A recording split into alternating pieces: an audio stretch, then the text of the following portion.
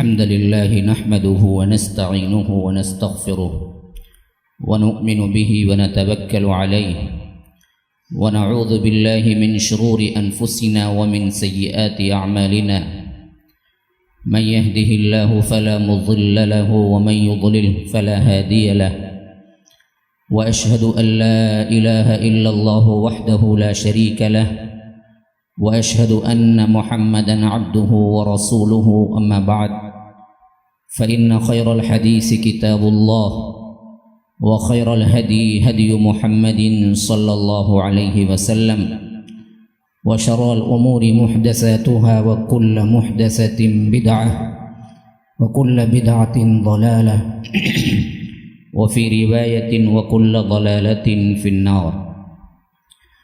فأعوذ بالله من الشيطان الرجيم. بسم الله الرحمن الرحيم.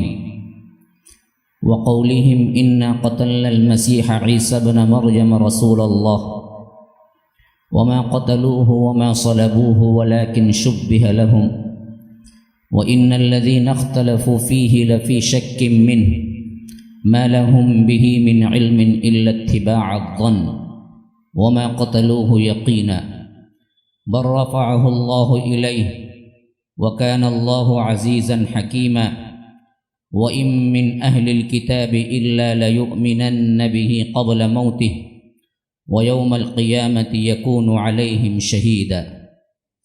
اللهم أرنا الحق حقا وارزقنا اتباعه وأرنا الباطل باطلا وارزقنا اجتنابه. اللهم علمنا ما ينفعنا وانفعنا بما علمتنا وارزقنا علما. رب اشرح لي صدري ويسر لي أمري واحلل عقدة من لساني يفقه قولي. برادران اسلام، واجب الاحترام بزرگوں، دوستوں، عزیز ساتھیوں، لائق احترام ماؤں اور بہنوں، اللہ تبارک و تعالیٰ کا بے انتہا فضل و احسان ہے کہ ہمیں یہ سعادت بخشی کہ ماہانہ ایک کانفرنس پبلک میٹنگ کی حیثیت سے مرکز السلام کے باہر کی جائے، اور رمضان المبارک میں جو تسلسل قائم تھا اس میرج ہال میں، الملک میرج ہال میں، یہ بہت بڑا اللہ کا فضل تھا کہ اس کو ہم نے ماہانہ کے تسلسل میں تبدیل کر دیا۔ اس حیثیت سے یہ ہماری دوسری بیٹھک ہے۔ اس میں سوائے اللہ کے فضل کے علاوہ ہمارا اپنا کوئی اختیار نہیں، نہ ہماری اپنی نمائش ہے، نہ ہمارے لیے نام ہے۔ اللہ کا فضل ہے کہ کام کے لیے اللہ نے چنا ہے۔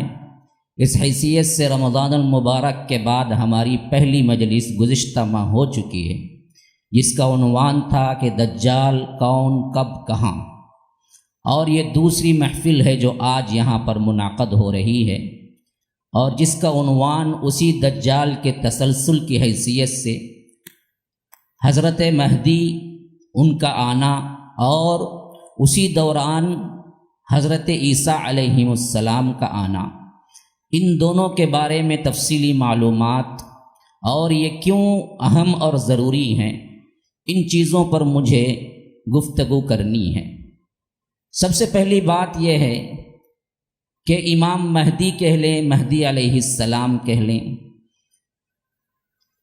ان کے بارے میں سب سے اہم بات عقیدے کی یہ ہے کہ اللہ کے رسول صلی اللہ علیہ وسلم نے پوری تصریح کے ساتھ بیان کیا کہ قیامت کے قریب ایک امام تم میں آئے گا جو عادل ہوگا اور اس کے ساتھ ساتھ حکومت کرے گا ایسی کہ اس سے پہلے اتنی امن والی حکومت نہیں ہوگی۔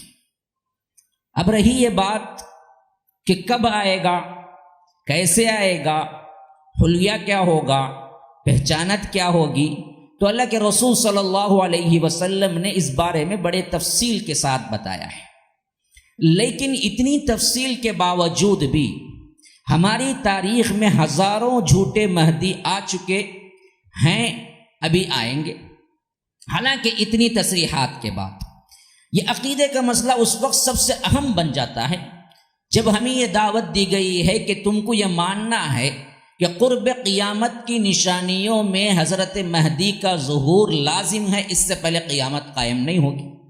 جیسا کہ اللہ تبارک و تعالیٰ سورہ محمد صلی اللہ علیہ وسلم اس کی آیت میں فرما رہا ہے کہ هل ينظرون الا الساعة ان تأتيهم بغتة فقد جاء اشراطها، کہ لوگ سمجھتے ہیں کہ قیامت یوں ہی اچانک آ جائے گی، نہیں، اس سے پہلے شروط ہیں، وہ ضرور بالضرور آئیں گے۔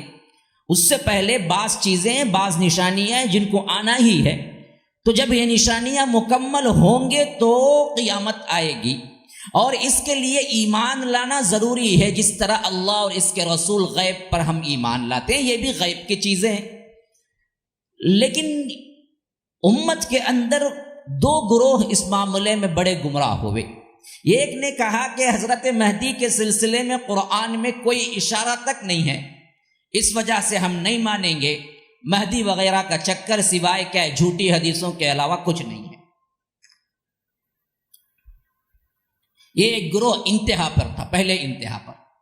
دوسرے انتہا پر دوسرا گروہ ہوا، اس نے کہا کہ بھائی مہدی تو ہر ایک سال یا ہر ایک صدی کے لیے آتے ہیں، اور ہم بھی مہدی ہیں، فلاں بھی مہدی ہیں، تو مہدیوں کا ایک سلسلہ لگ گیا اور لوگ اس میں گمراہ ہوئے، ان کو امام مانا اور ان کے پیچھے جماعتیں بنی، یہاں تک کہ کیا ہے، جو انہوں نے کہہ دیا اس کو وحی کی طرح مان لیا، برباد ہوئے۔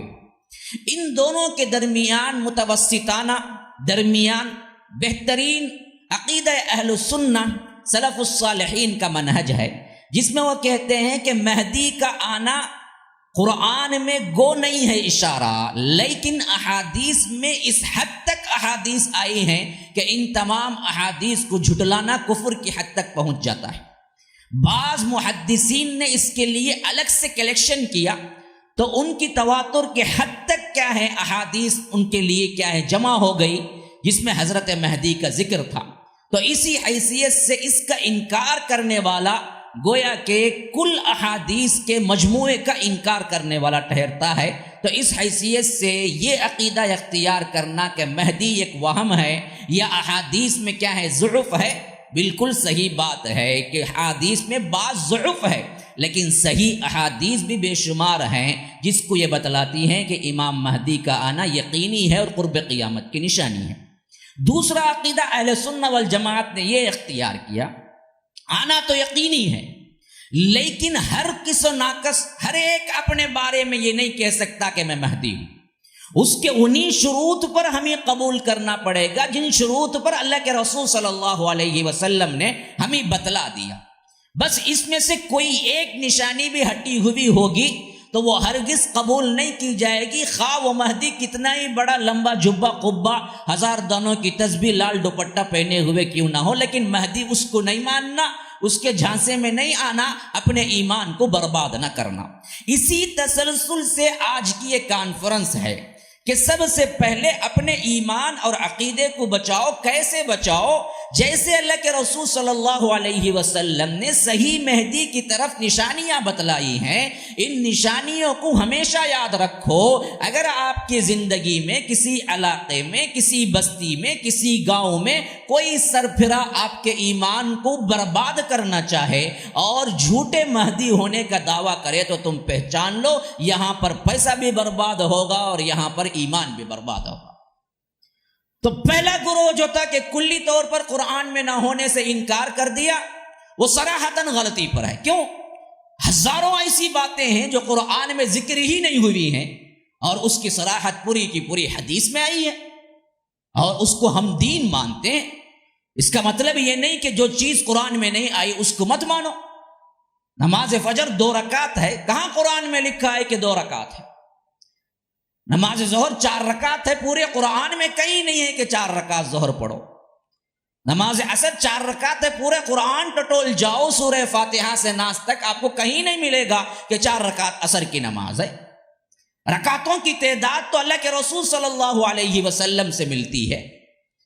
جب اگر تم قرآن کے حوالے سے یہ ماننے لگو گے تو پہلا ستون ہی گر جائے گا، نماز ہی آپ کو مکمل پڑھنے کے لیے پورے قرآن کے اندر اسی حلیے کے ساتھ نہیں آئی ہے جس طریقے سے تم پڑھتے ہو۔ یہ اللہ کے رسول نے بتایا، صلو کما رأیتمونی اصلی، نماز اس طرح پڑھو جس طرح مجھے پڑھتے ہوئے دیکھتے ہو۔ ظاہر بات ہے جنہوں نے دیکھا وہ صحابہ ہیں، کلام اللہ میں تو نہیں آ سکتا، تو صحابہ نے بیان کیا۔ تو یہ تردید بعض اہل عقل کہلانے والے یا اپنے آپ کو بڑے دیندار فلسفی یا سائنس کے مطابق ماننے والے یا وہ دشمنان اسلام اپنے نام کو اہل قرآن رکھ لیا ہے، حالانکہ اصل ہے اہل ہوا۔ میں ان پر ہمیشہ کبھی بھی ٹچ کرتے ہوئے گزرتا ہوں، اس وجہ سے کہ آج کا سب سے بڑا فتنہ قادیانی سے بھی بڑھ کے اہل قرآن کا ہے، جو اپنے آپ کو اہل قرآن کہتے ہیں۔ کیوں؟ قادیانی کو تو کم از کم تمام امت متفق ہو کے کافر قرار دے چکی ہے، اور اس حیثیت سے گاؤں کا گاؤں، کنوار کا کنوار، اگر اجڑ کوئی دور کا بھی ہو اس کو بھی معلوم ہوتا ہے کہ ہمارے نبی آخری نبی ہیں، اس کے بعد کوئی نبی کہتا ہے تو وہ جھوٹا غدار ہے۔ اتنا تو بات پھیل گئی ہے، تو وہ متنبع ہو سکتا ہے، رک سکتا ہے، لیکن یہ اہل قرآن ایسے ہیں جو آستین کے سام بنے اہل سنہ کے اندر گھسے ہوئے ہیں، جو پورا اپنے آپ کو مسلمان کہتے ہیں اور لوگوں کا دماغ خراب کرتے ہیں، لوگوں کو عجیب عجیب باتیں بتلا کہ کیا ہے اس عقیدے پر اور قرآن و سنت پر نکیر کرتے ہیں، وہاں سے انہیں کیا ہے سوراخ ڈالنے کے لیے کام کرتے ہیں، جو بہت بڑا ہول بعد میں بن جاتا ہے۔ تو اسی وجہ سے سمجھ لیجئے آج کا سب سے بڑا خطرہ اہل قرآن ہیں، جو نہ مہدی کو مانتے ہیں، جو نہ عیسیٰ کو مانتے ہیں۔ اور لطف کی بات دیکھیے، اس میں آگے بڑھ کے سب سے زیادہ نزول عیسیٰ کا انکار کرنے والا قادیانی تھا، جس نے اپنی پوری زندگی نزول عیسیٰ کے انکار کرتے ہوئے مرا، کیونکہ وہ خود اپنا مدعی تھا، اپنا آپ اس دعوے کے ساتھ پیش کرتا تھا کہ میں ہی وہ عیسیٰ ہوں جو آ چکا ہوں۔ اب نزول عیسیٰ کا عقیدہ اس کو سب سے زیادہ رکاوٹ نظر آیا، تو اپنی پوری زندگی کھپا دی کہ عیسیٰ نہیں ہے، عیسیٰ مر چکے ہیں، وہ اور عیسیٰ ہیں، قیامت کی کوئی نشانی نزول عیسیٰ کی نہیں ہے، اور قرآن میں بھی اس بات کا حوالہ نہیں ہے۔ اس طرح کیا ہے، ہمارے اسلاف نے جس عقیدے پر اپنی زندگیاں گزاری اور اللہ اس کے رسول نے جس عقیدے پر ہمیں کامزن کیا، اس حیثیت سے ہم نے کیا ہے راہ چھوڑنا شروع کی، ضلالتیں ہمیں پکڑنے لگی۔ تو آئیے آج سب سے پہلے تمہیدی گفتگو کے بعد غور سے سنیں، کسی جھوٹے مہدی کو کبھی مہدی نہ سمجھ لینا۔ مہدی آئیں گے بالکل برحق ہے، اور احادیث اس بارے میں اتنے زیادہ ہیں، جھوٹ پر اکٹھا ہونا ناممکن ہے، اتنی احادیث کا۔ لیکن وہ مہدی آئیں گے، کب آئیں گے، کیسے آئیں گے، کیا نام ہوگا، کیا حلیہ ہوگا، کیا حالات ہوں گے، اس کے بارے میں اللہ کے رسول نے پوری تفصیل دی ہے۔ اس تفصیل کے تحت ہی ہمیں ماننا چاہیے کہ فلاں مہدی ہے، اور یہ مہدی سب سے اہم چیز آئیں گے کب؟ ان کی سب سے بڑی نشانی ہوگی کہ اس دور میں حضرت عیسیٰ بھی ان کے ساتھ آ جائیں گے۔ تو اب کوئی مدعی مہدی کہتا ہے تو سب سے بڑی چیز اس کو یہ ثابت کرنا ہوگا اس کے مرنے سے پہلے حضرت عیسیٰ کا نزول بھی ہو جائے، کیونکہ یہ دونوں باتیں اکٹھی لازم و ملزوم ہیں، ایک ہی گاڑی کے دو پہیے ہیں، انہی کی زندگی میں حضرت عیسیٰ علیہ السلام کا نزول ہوگا۔ تو اس حیثیت سے سب سے پہلا رکاوٹ اور جھوٹا ہونے کے لیے ثابت ہونے والی چیز، کوئی مہدی کہتا ہے تو اس کی زندگی میں نزول عیسیٰ ہے۔ نمبر 2، سب سے اہم چیز، اللہ کے رسول صلی اللہ علیہ وسلم نے فرمایا، حضرت ام سلمہ کی روایت ہے، ترمذی کے اندر، ابو داؤد اور ابن ماجہ کے اندر یہ روایت موجود ہے، المہدی من عطرتی، اللہ کے رسول صلی اللہ علیہ وسلم نے فرمایا مہدی میرے خاندان کا ہے، المہدی من عطرتی من ولد فاطمہ، اور حضرت فاطمہ کے نسل سے ہوگا، اور دوسری جگہ صراحت سے آئے ہے کہ حسینی نہیں ہوگا، حسنی ہوگا، یعنی امام حسن جو ہیں، حضرت حسن رضی اللہ عنہ جو ہیں بڑے بیٹے حضرت فاطمہ کے، حسین چھوٹے بیٹے ہیں، تو پہلا جو بڑا بیٹا ہوگا حضرت حسن، ان کی نسل قیامت تک رہے گی، اور انہی کی نسل میں سے حضرت مہدی آئے گی۔ اللہ کے رسول صلی اللہ علیہ وسلم نے فرمایا، اسی طرح حضرت عبداللہ ابن مسعود کی روایت ہے، وہ کہتے ہیں کہ اللہ کے رسول صلی اللہ علیہ وسلم نے مہدی کے سلسلے میں جب کہا کہ یواطی اسمہ اسمی، دیکھو اس کا نام میرے نام کے برابر ہوگا، یعنی میں بھی محمد بن عبداللہ ہوں اور مہدی کا نام بھی محمد بن عبداللہ ہوگا، یعنی ان کا نام اصل محمد ہوگا اور ان کے باپ کا نام عبداللہ ہوگا، جس طرح اللہ کے رسول کا نام محمد ہے صلی اللہ علیہ وسلم اور ان کے باپ کا نام عبداللہ ہے۔ حتیٰ کہ بعض روایتوں میں یہ بات بھی آئی ہے کہ ان کا ماں کا نام بھی وہی ہوگا جو میرے ماں کا نام ہوگا، یعنی ان کے ماں کا نام آمینہ ہوگا، جس طرح اللہ کے رسول صلی اللہ علیہ وسلم کے ماں کا نام آمینہ ہے۔ لیکن بعض احادیث میں اس بات کی تصریح آئی ہے کہ ماں کے نام کی جو حدیث آئی ہے اس میں تضاد ہے یا اس میں ضعف ہے، تو خیر اٹھا کے رکھ دیجئے، لیکن یہ بات حتمی طور پر ثابت ہے کہ اللہ کے رسول صلی اللہ علیہ وسلم کا نام ان کا نام ہوگا اور ان کے باپ کا نام اسی طرح ان کے باپ کا نام ایک ہوگا۔ اب کوئی کہتا ہے بدبخت کہ میں مہدی ہوں، تو سب سے پہلے چیک کرنا پڑے گا کہ تیرا نام محمد تیری ماں نے رکھا، بعد میں تبدیل کر دیا تو وہ مہدی نہیں ہوگا۔ ماں اس کا نام محمد رکھے تھے اور باپ کا نام بھی عبداللہ ہی تھا، بعد میں چینجز کیا ہے تو یہ نہیں چلے گا۔ خود بخود فطری طور پر اس کا نام محمد بن عبداللہ ہے یا نہیں، وہ دیکھنا پڑے گا۔ اگر وہ ہوگا تو پھر دوسرا اسٹیپ ہے، اسی میں اگر اٹک گیا، اسی میں اگر معاملہ کیا ہے چوپٹ ہو گیا، تو یاد رکھیے پھر مہدی نہیں ہوگا، مہدی ہو ہی نہیں سکتا۔ مہدی کے لیے سب سے پہلی نشانی اللہ کے رسول کے خاندان سے ہونا، دوسری نشانی حسینی نہیں حسنی ہونا، امام حسن جو ہیں، حضرت حسن جو ہیں ان کی نسل سے ہونا، تیسری نشانی ان کا نام محمد ہونا، چوتھی نشانی ان کے باپ کا نام عبداللہ ہونا، پانچویں نشانی ان کے ماں کا نام آمینہ ہونا۔ اچھا، اس کے علاوہ اللہ کے رسول صلی اللہ علیہ وسلم، حضرت علی کی روایت ہے، وہ کہتے ہیں کہ اللہ تبارک و تعالی ایک ہی رات میں مہدی کو بنائے گا۔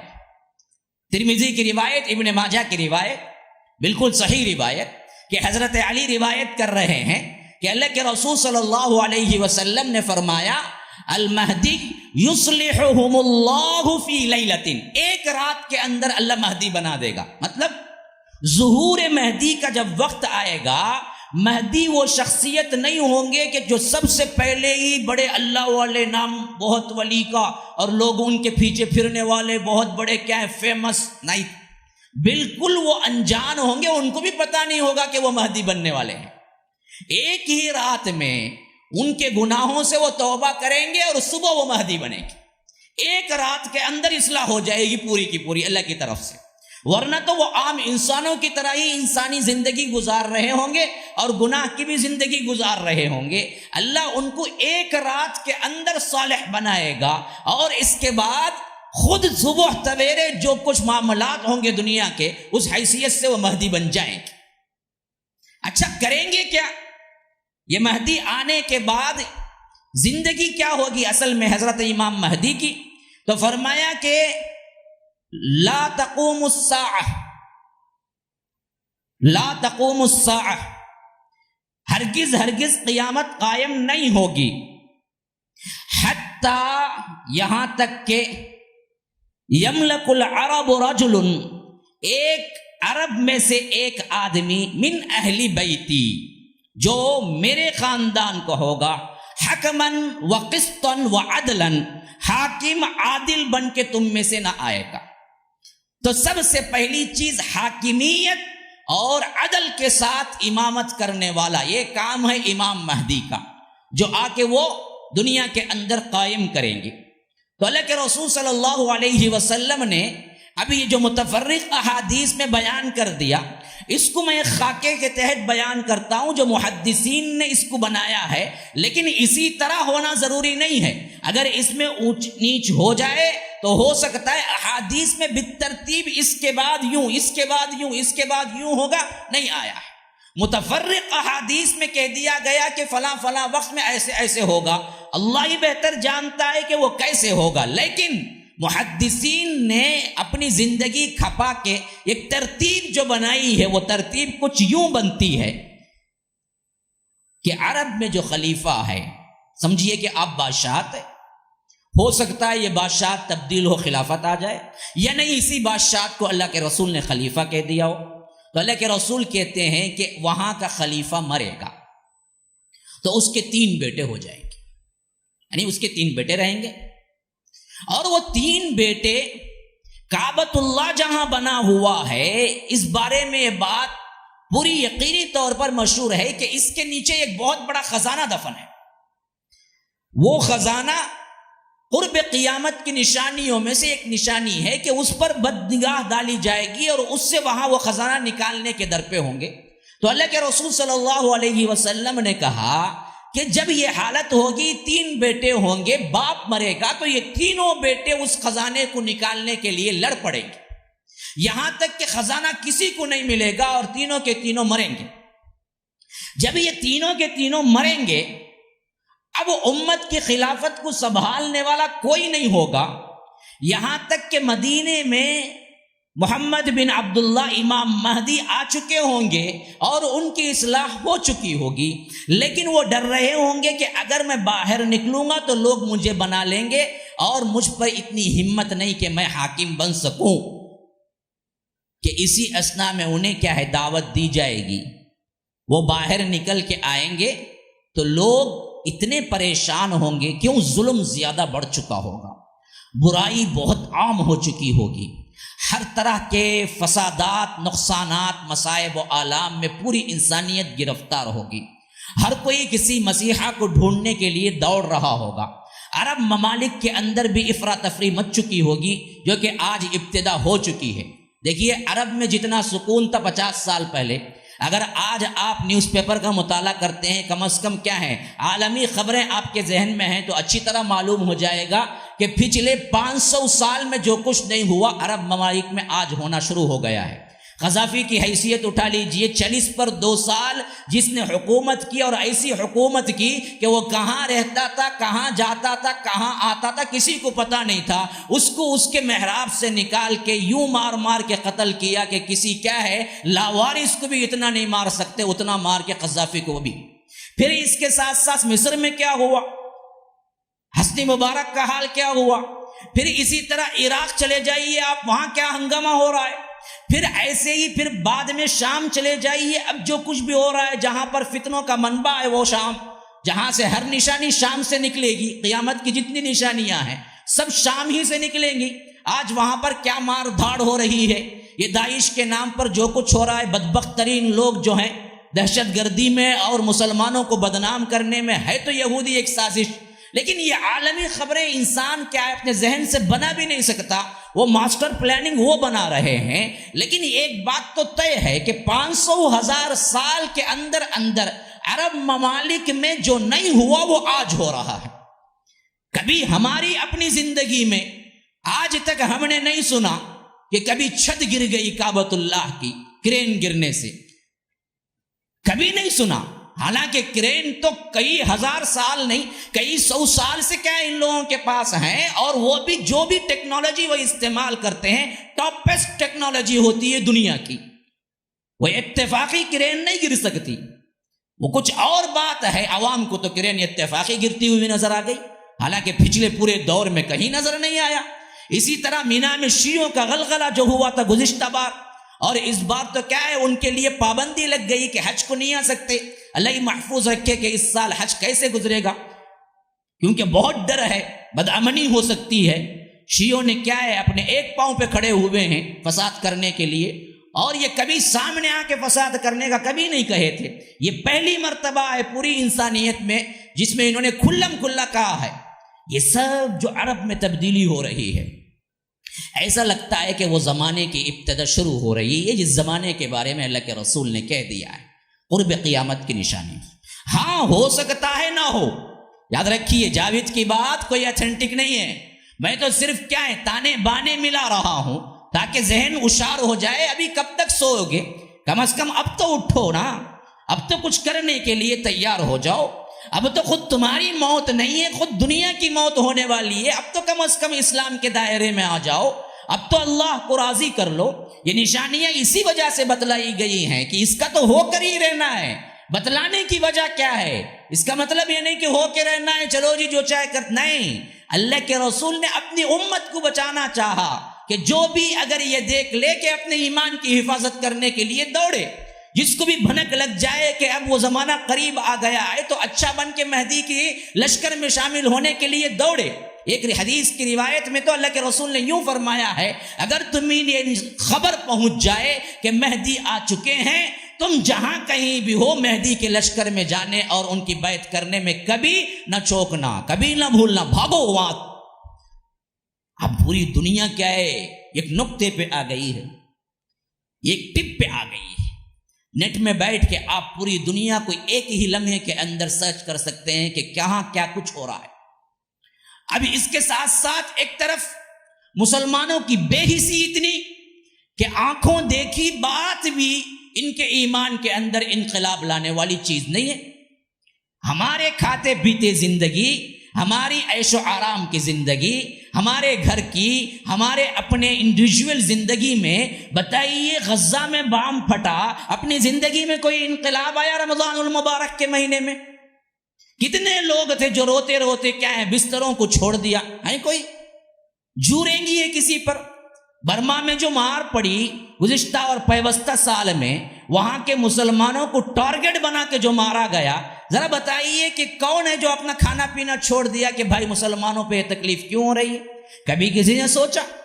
کشمیر میں جو کچھ اب ہو رہا ہے اسی کو اٹھا لیجئے، کس کے کان پہ جوں رینگتی ہے؟ کون سوچتا ہے کہ وہاں کیا ہو رہا؟ ہم اچھے ہیں، بس ہمارے پکچر، ہمارے روٹین، ہماری موویز، ہمارا یوٹیوب، ہمارا نیٹ، ہمارا موبائل، ہمارا کھانا، ہمارے ریسٹورنٹ، ہمارے کیا ہے اٹھک بیٹھک، ہم اسی طرح زندگی گزار، جس کے اندر کوئی تبدیلی نہیں ہے۔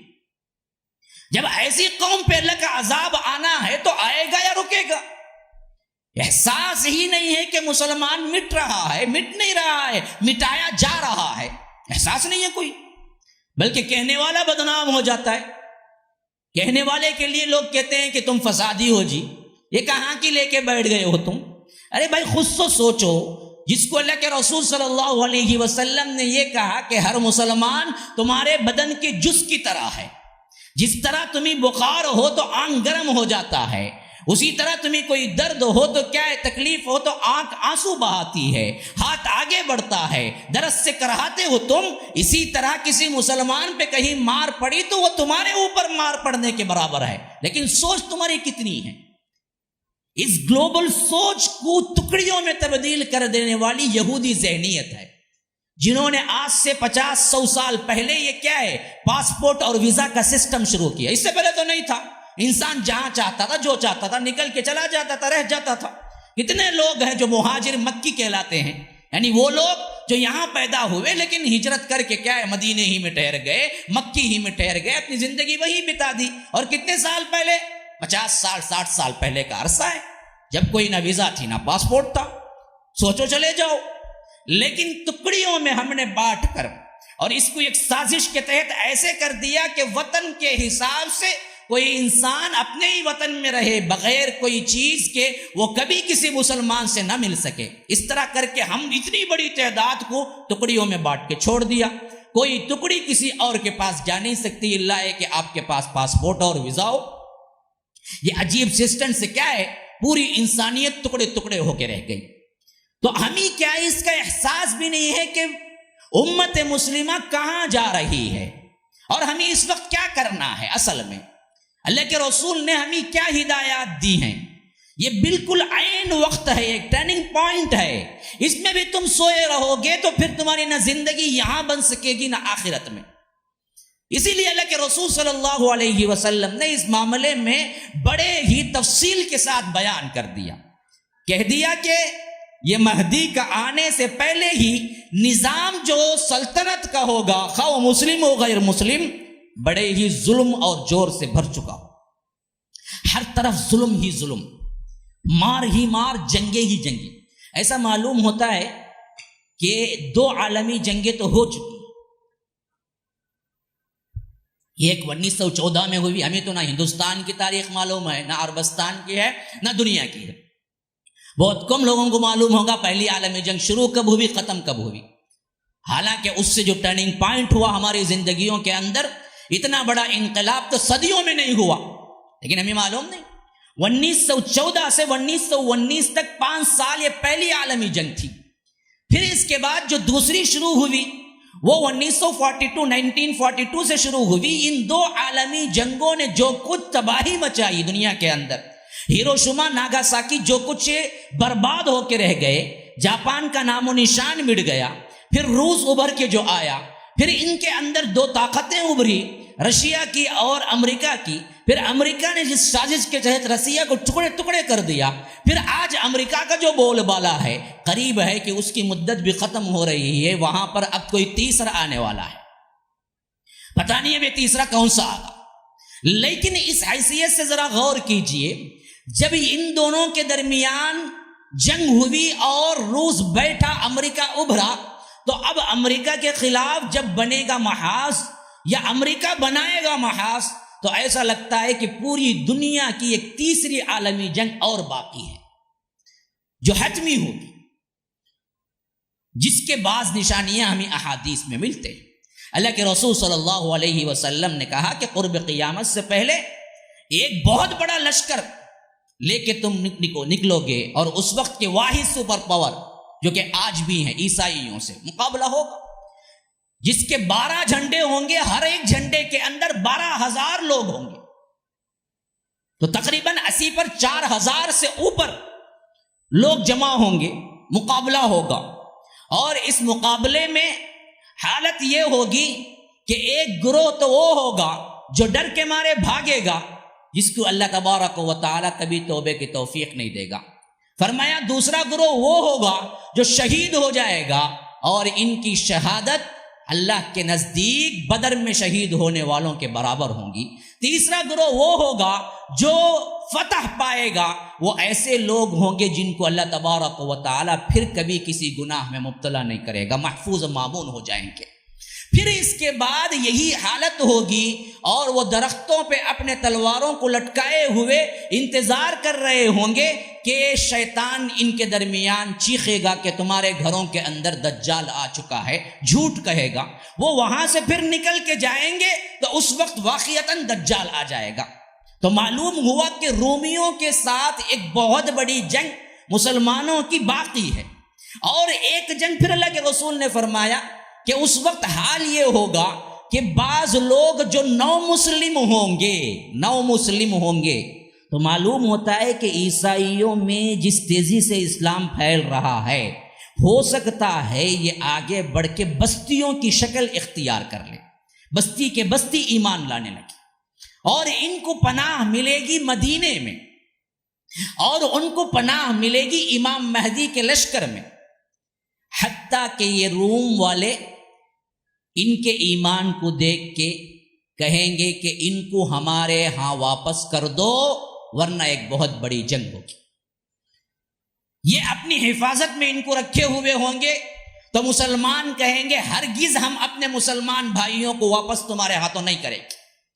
تو پھر اللہ کے رسول صلی اللہ علیہ وسلم نے کہا کہ ان کے درمیان اس وقت سب سے بڑی جنگ ہوگی، جس میں امام عادل ہوگا. اور بعضوں نے مشاہدہ کیا کہ بعض دوسرے احادیث سے کہ یہ اس وقت ہوگا جب امام مہدی ہوں گے.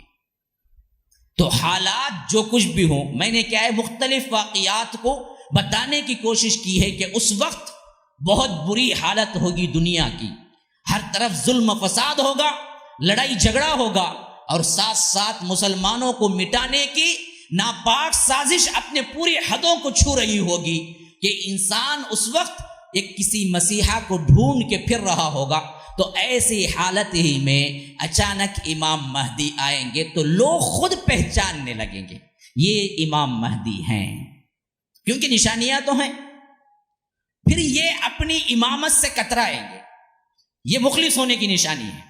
لوگ کہیں گے آپ ہمارے امام بن جائیے، خلیفہ بن جائیے، ہم آپ سے بیعت کر لیتے ہیں. لیکن یہ پیچھے ہٹیں گے، کہیں گے کہ نہیں بھائی میں نہیں سنبھال سکتا پوری امت کو. یہاں تک کہ لوگ ان کو اتنا زیادہ پریشر کریں گے، دباؤ کریں گے کہ یہ ہنستے ہٹتے کھستے یہاں تک کہ کعبۃ اللہ کے مقام ابراہیم اور حجر اسود کے درمیان تک پہنچ جائیں گے. جب وہاں پہنچ جائیں گے تو اس وقت یہ غول کا غول ہوگا جو ان پر پڑے گا اور کہے گا کہ آپ کو بیعت کرنی ہی چاہیے، تب جا کے وہ مجبوراً وہاں بیعت کریں گے جہاں آج مقام ابراہیم اور حجر اسود کا درمیانی فاصلہ ہے۔ آپ دیکھیں کعبۃ اللہ میں جا کے اچھا خاصا فاصلہ ہے مقام ابراہیم اور حجر اسود کے درمیان کا، اور لوگ وہاں نماز پڑھنے کے لیے ہمیشہ کوشاں رہتے ہیں۔ تو وہیں پر حضرت امام مہدی، جو کہ اصل نام محمد بن عبداللہ ہوگا، بیٹھ کے بیعت کریں گے۔ بعضوں نے اس وقت روایات کی شہادت میں یہ بھی کہا ہے کہ 40 سال ان کی عمر اس وقت برابر ہوگی۔ جب یہ بیعت کر لیں گے تو کمزور سے ہوں گے، یعنی مکے کی چند لوگ جو ان کو پہچان کے بیعت کریں گے۔ کوئی طاقت، کوئی بڑا لشکر ان کے پاس نہیں ہوگا۔ چاہتے تو ہوں گے کہ انسان اور انسانیت کے اندر بڑی تبدیلی لائیں، لیکن جماعت اس طرح کی نہیں ہوگی۔ پھر اس کے بعد اللہ کے رسول کہتے ہیں کہ یہ بات سن کر شام کی طرف سے، اب دیکھیے وہ مرجع ہے فتنوں کا، شام کی طرف سے ایک لشکر نکلے گا جو ان کو مار بھگانے کے لیے، ان سے مقابلہ کرنے کے لیے مکے کی طرف آئے گا۔ مکے کی طرف جب آئے گا تو بیدا ایک مقام کا نام ہے جو مکے سے 5-6 کلومیٹر کے فاصلے پر ہے، وہاں تک پہنچے گا وہ لشکر، بہت بڑا لشکر ہوگا۔ تو ایسی حالت میں اللہ تبارک و تعالی اس لشکر کے درمیانی حصے کو زمین میں دھسا دے گا، زمین پھٹے گی، پورے اندر چلے جائے گی۔ جب ایک بڑی ٹکڑی اندر جائے گی تو پہلے اور پچھلے والی ٹکڑی کو بھی بلائے گی کہ آؤ ہماری مدد کرو۔ جب وہ پہلے اور پچھلے والے جب آئیں گے، پھر ایک بار زمین ان کو کھینچ لے گی، 2 مرتبہ زمین کھینچ کے کل کے کل لشکر ستیاناس ہو جائے گا، جس میں صرف 2 اشخاص بچیں گے۔ یہ ایک شام بھاگے گا جو بتانے کے لیے کہ تو نے جو لشکر بھیجا تھا وہ نیست و نابود ہو گیا ہے۔ یہ ایک سیدھا ادھر بھاگے گا مکہ، اور امام مہدی کو بتائے گا کہ آپ کے خلاف جو لشکر آیا تھا وہ پوری کے پورے زمین میں دھس گیا تھا۔ تو اب یہ اتنا بڑا واقعہ ہوگا کہ لوگوں کے درمیان پھیلنا شروع ہو جائے گا۔ تو حضرت امام مہدی کے ظہور کا اور ان کے عروج کا زمانہ شروع ہو جائے گا۔ لوگ بھاگ بھاگ کے، دوڑ دوڑ کے، جتنے بھی نیک لوگ ہیں، کہاں کے بھی ہوں، اچھے لوگ ہیں تو کسی نہ کسی طرح سواری پر جو بھی انہیں ملے کھینچ کھینچ کے آئیں گے اور امام مہدی کے ہاتھ پہ بیعت کریں گے۔ اور ایک روایت کے الفاظ تو ہمیں حکم بھی یہی دیا گیا ہے، جب یہ معاملہ آپ کے سامنے آ جائے تو تم بھاگو اور جا کے امام مہدی سے بیعت کرو۔ تو اب لوگ آئیں گے تو یہ لشکر بنا کے پھر ریٹرن چلیں گے شام کو، تاکہ وہاں سے فتنوں کی جڑ کو ختم کر سکیں اور وہاں سے اپنی حکومت کی ابتدا کر سکیں۔ جب یہ امام مہدی یہاں پر آئیں گے تو اس وقت امام مہدی کو یہ معلوم ہوگا کہ قروب و جار کے اندر یہ بات مشہور ہو رہی ہے کہ دجال آ چکا ہے۔ تو ایک رات ہوگی جس میں فوج جمع ہوگی مسجد کے اندر۔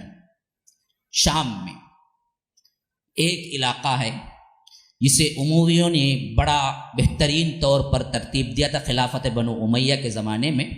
روایتوں میں آتا ہے کہ ایک مسجد بھی اس وقت انہوں نے تعمیر کی تھی، اور وہ مسجد کی تعمیر کا سن بعضوں نے لکھا ہے کہ 751 اس میں انہوں نے وہ تعمیر کیا تھا۔ تو اس مسجد کو سفید رنگ مارا گیا، اور اس کے بعد اس کا جو مینارہ تھا بہت مشہور، آج تک بھی موجود ہے۔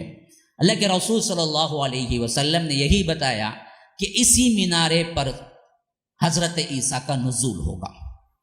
اس سے پہلے ابھی چند باتیں مہدی کے متعلق سن لیں۔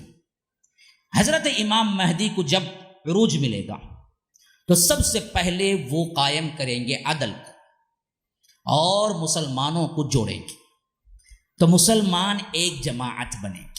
یہ سب سے بڑی خوشخبری ہے ہم مسلمانوں کو، کیونکہ خلافت راشدہ کے بعد مسلمان ٹکڑوں میں بٹے، آج تک نہیں ملے، حضرت امام مہدی آنے تک نہیں ملیں گے۔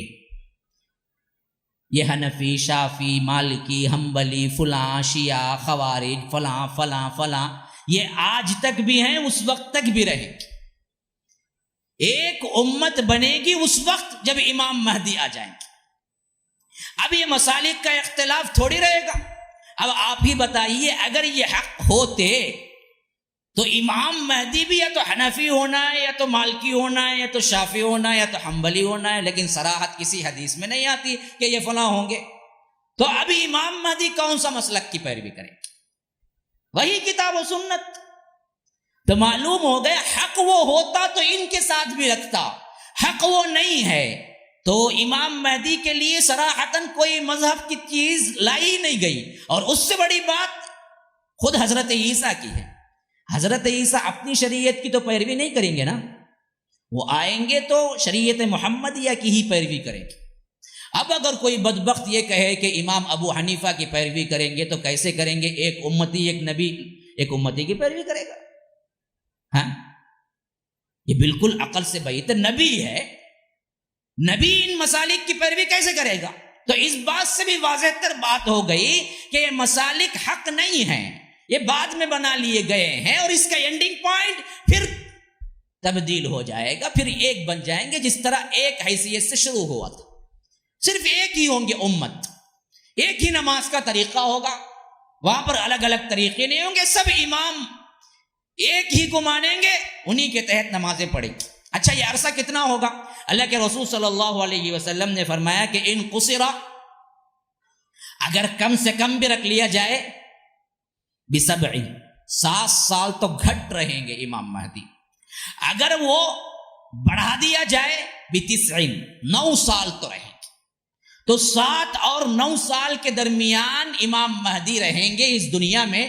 گویا کہ ان کی وفات 49 ایئرز میں ہوگی، 40 میں ان کی خلافت ہوگی، اور 9 سال وہ رہیں گے یا 7 سال، تو 49 میں ان کی وفات ہوگی، اور انہیں دفنایا جائے گا، نماز جنازہ پڑھی جائے گی. حضرت عیسیٰ ہی پڑھائیں گے کیونکہ اس وقت وہ موجود ہوں گے.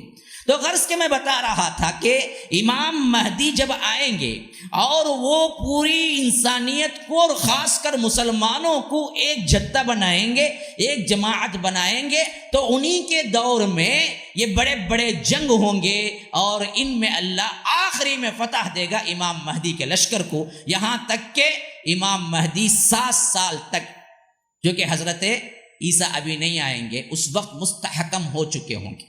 اور اللہ بھی کائنات کے اندر حکم دے گا کہ برکتوں کو برساؤ. حدیث میں آتا ہے کہ اللہ کے رسول صلی اللہ علیہ وسلم کہتے ہیں زمین اپنے پورے نباتات کو کامل طور پر اگائے گی. ایک ایک انار اتنا بڑا ہوگا کہ ایک پوری فیملی کھا کے اس کے چھت بنا کے اس کے خیمے میں رہے گی.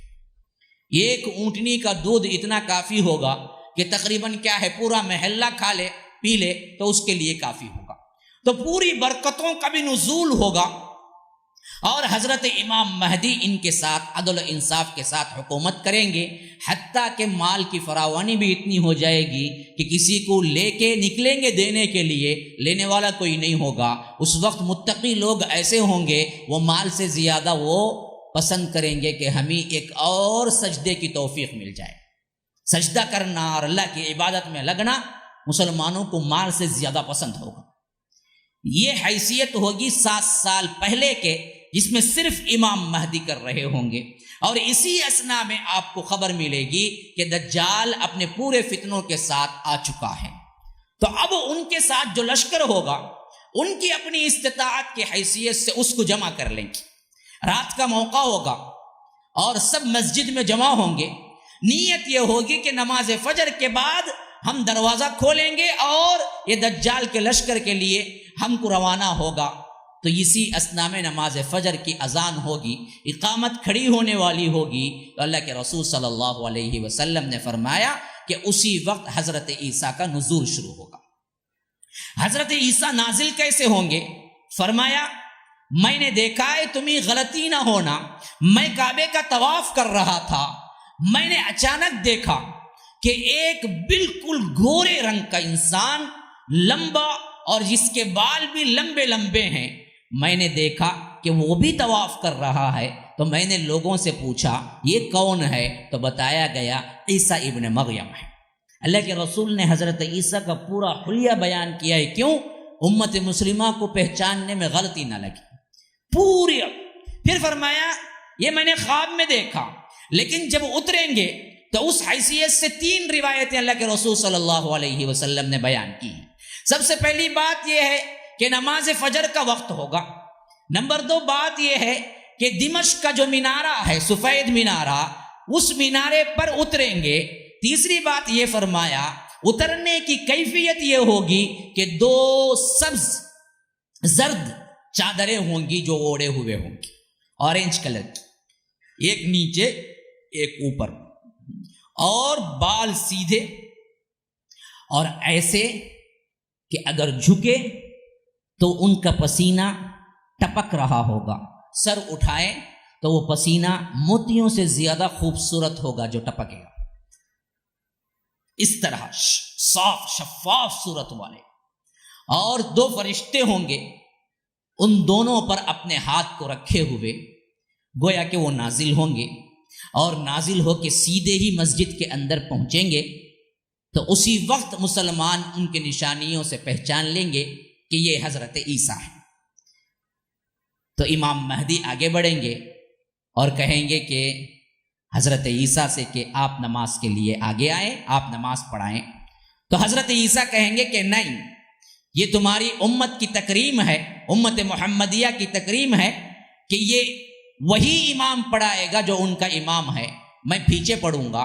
تو نماز فجر ایک نماز ایسی ہے جو مہدی کے پیچھے حضرت عیسیٰ علیہ السلام پڑھیں گے، پھر اس کے بعد نماز ختم ہوگی تو کہیں گے کہ ابھی تیاری نہیں ہوئی ہے، کہا کہ تیاری تو ہماری بھی تھی۔ تو حضرت عیسیٰ کہیں گے پھر تو کس بات کی دیر ہے، مسجد کا دروازہ کھولو۔ جب مسجد کا دروازہ کھولا جائے گا تو پھر لشکر وہاں سے روانہ ہوگا۔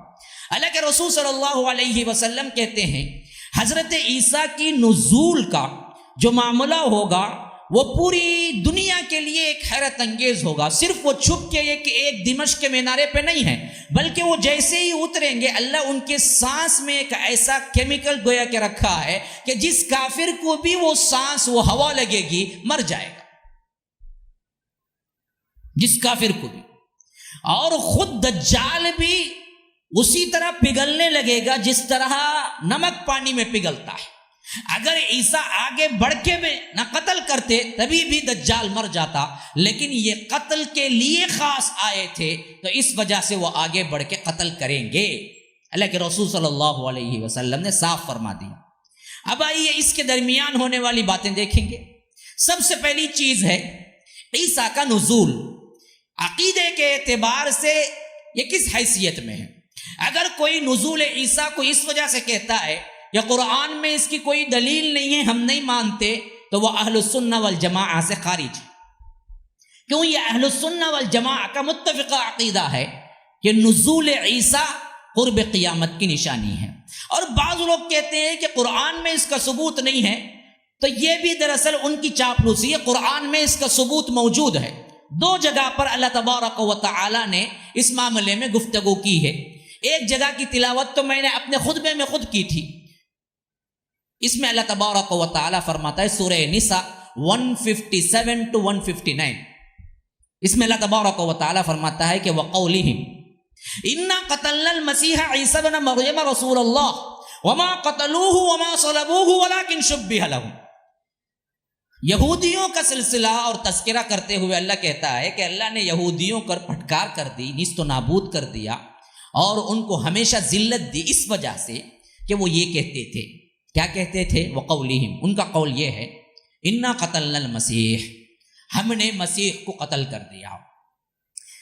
تو مسیح تو ایک نام ہو سکتا ہے، کسی انسان کو قتل کر دیا نہیں، وہ اتنا زیادہ اس معاملے میں غداری اور اللہ سے بے باک تھے، صاف کہتے تھے قتلنا المسیح عیسی ابن مریم رسول اللہ کا رسول تھا، معلوم تھا ہم نے قتل کیا۔ یہ ٹھڈائی ہے۔ اللہ اسی وجہ سے یہودی قوم کو اللہ کہتا ہے کہ ہم نے قیامت تک ذلیل کر دیا۔ کیوں؟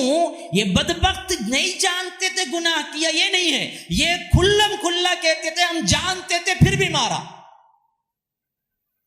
کتنی بڑی غداری اور کتنی بڑی بے باکی یہ جرات ہے، یہی اللہ تعالیٰ گنا رہا ہے۔ یہ بدبخت کہتے ہیں وَقَوْلِهِمْ إِنَّا قَتَلْنَا الْمَسِيحَ عِيسَى ابْنَ مَرْيَمَ رَسُولَ اللَّهِ، اللہ کہتا ہے وَمَا قَتَلُوهُ وَمَا صَلَبُوهُ، ہرگز انہوں نے قتل نہیں کیا، ہرگز انہوں نے صلیب پہ نہیں چڑھایا، یعنی نہ حضرت عیسیٰ صلیب پہ چڑھے نہ مرے۔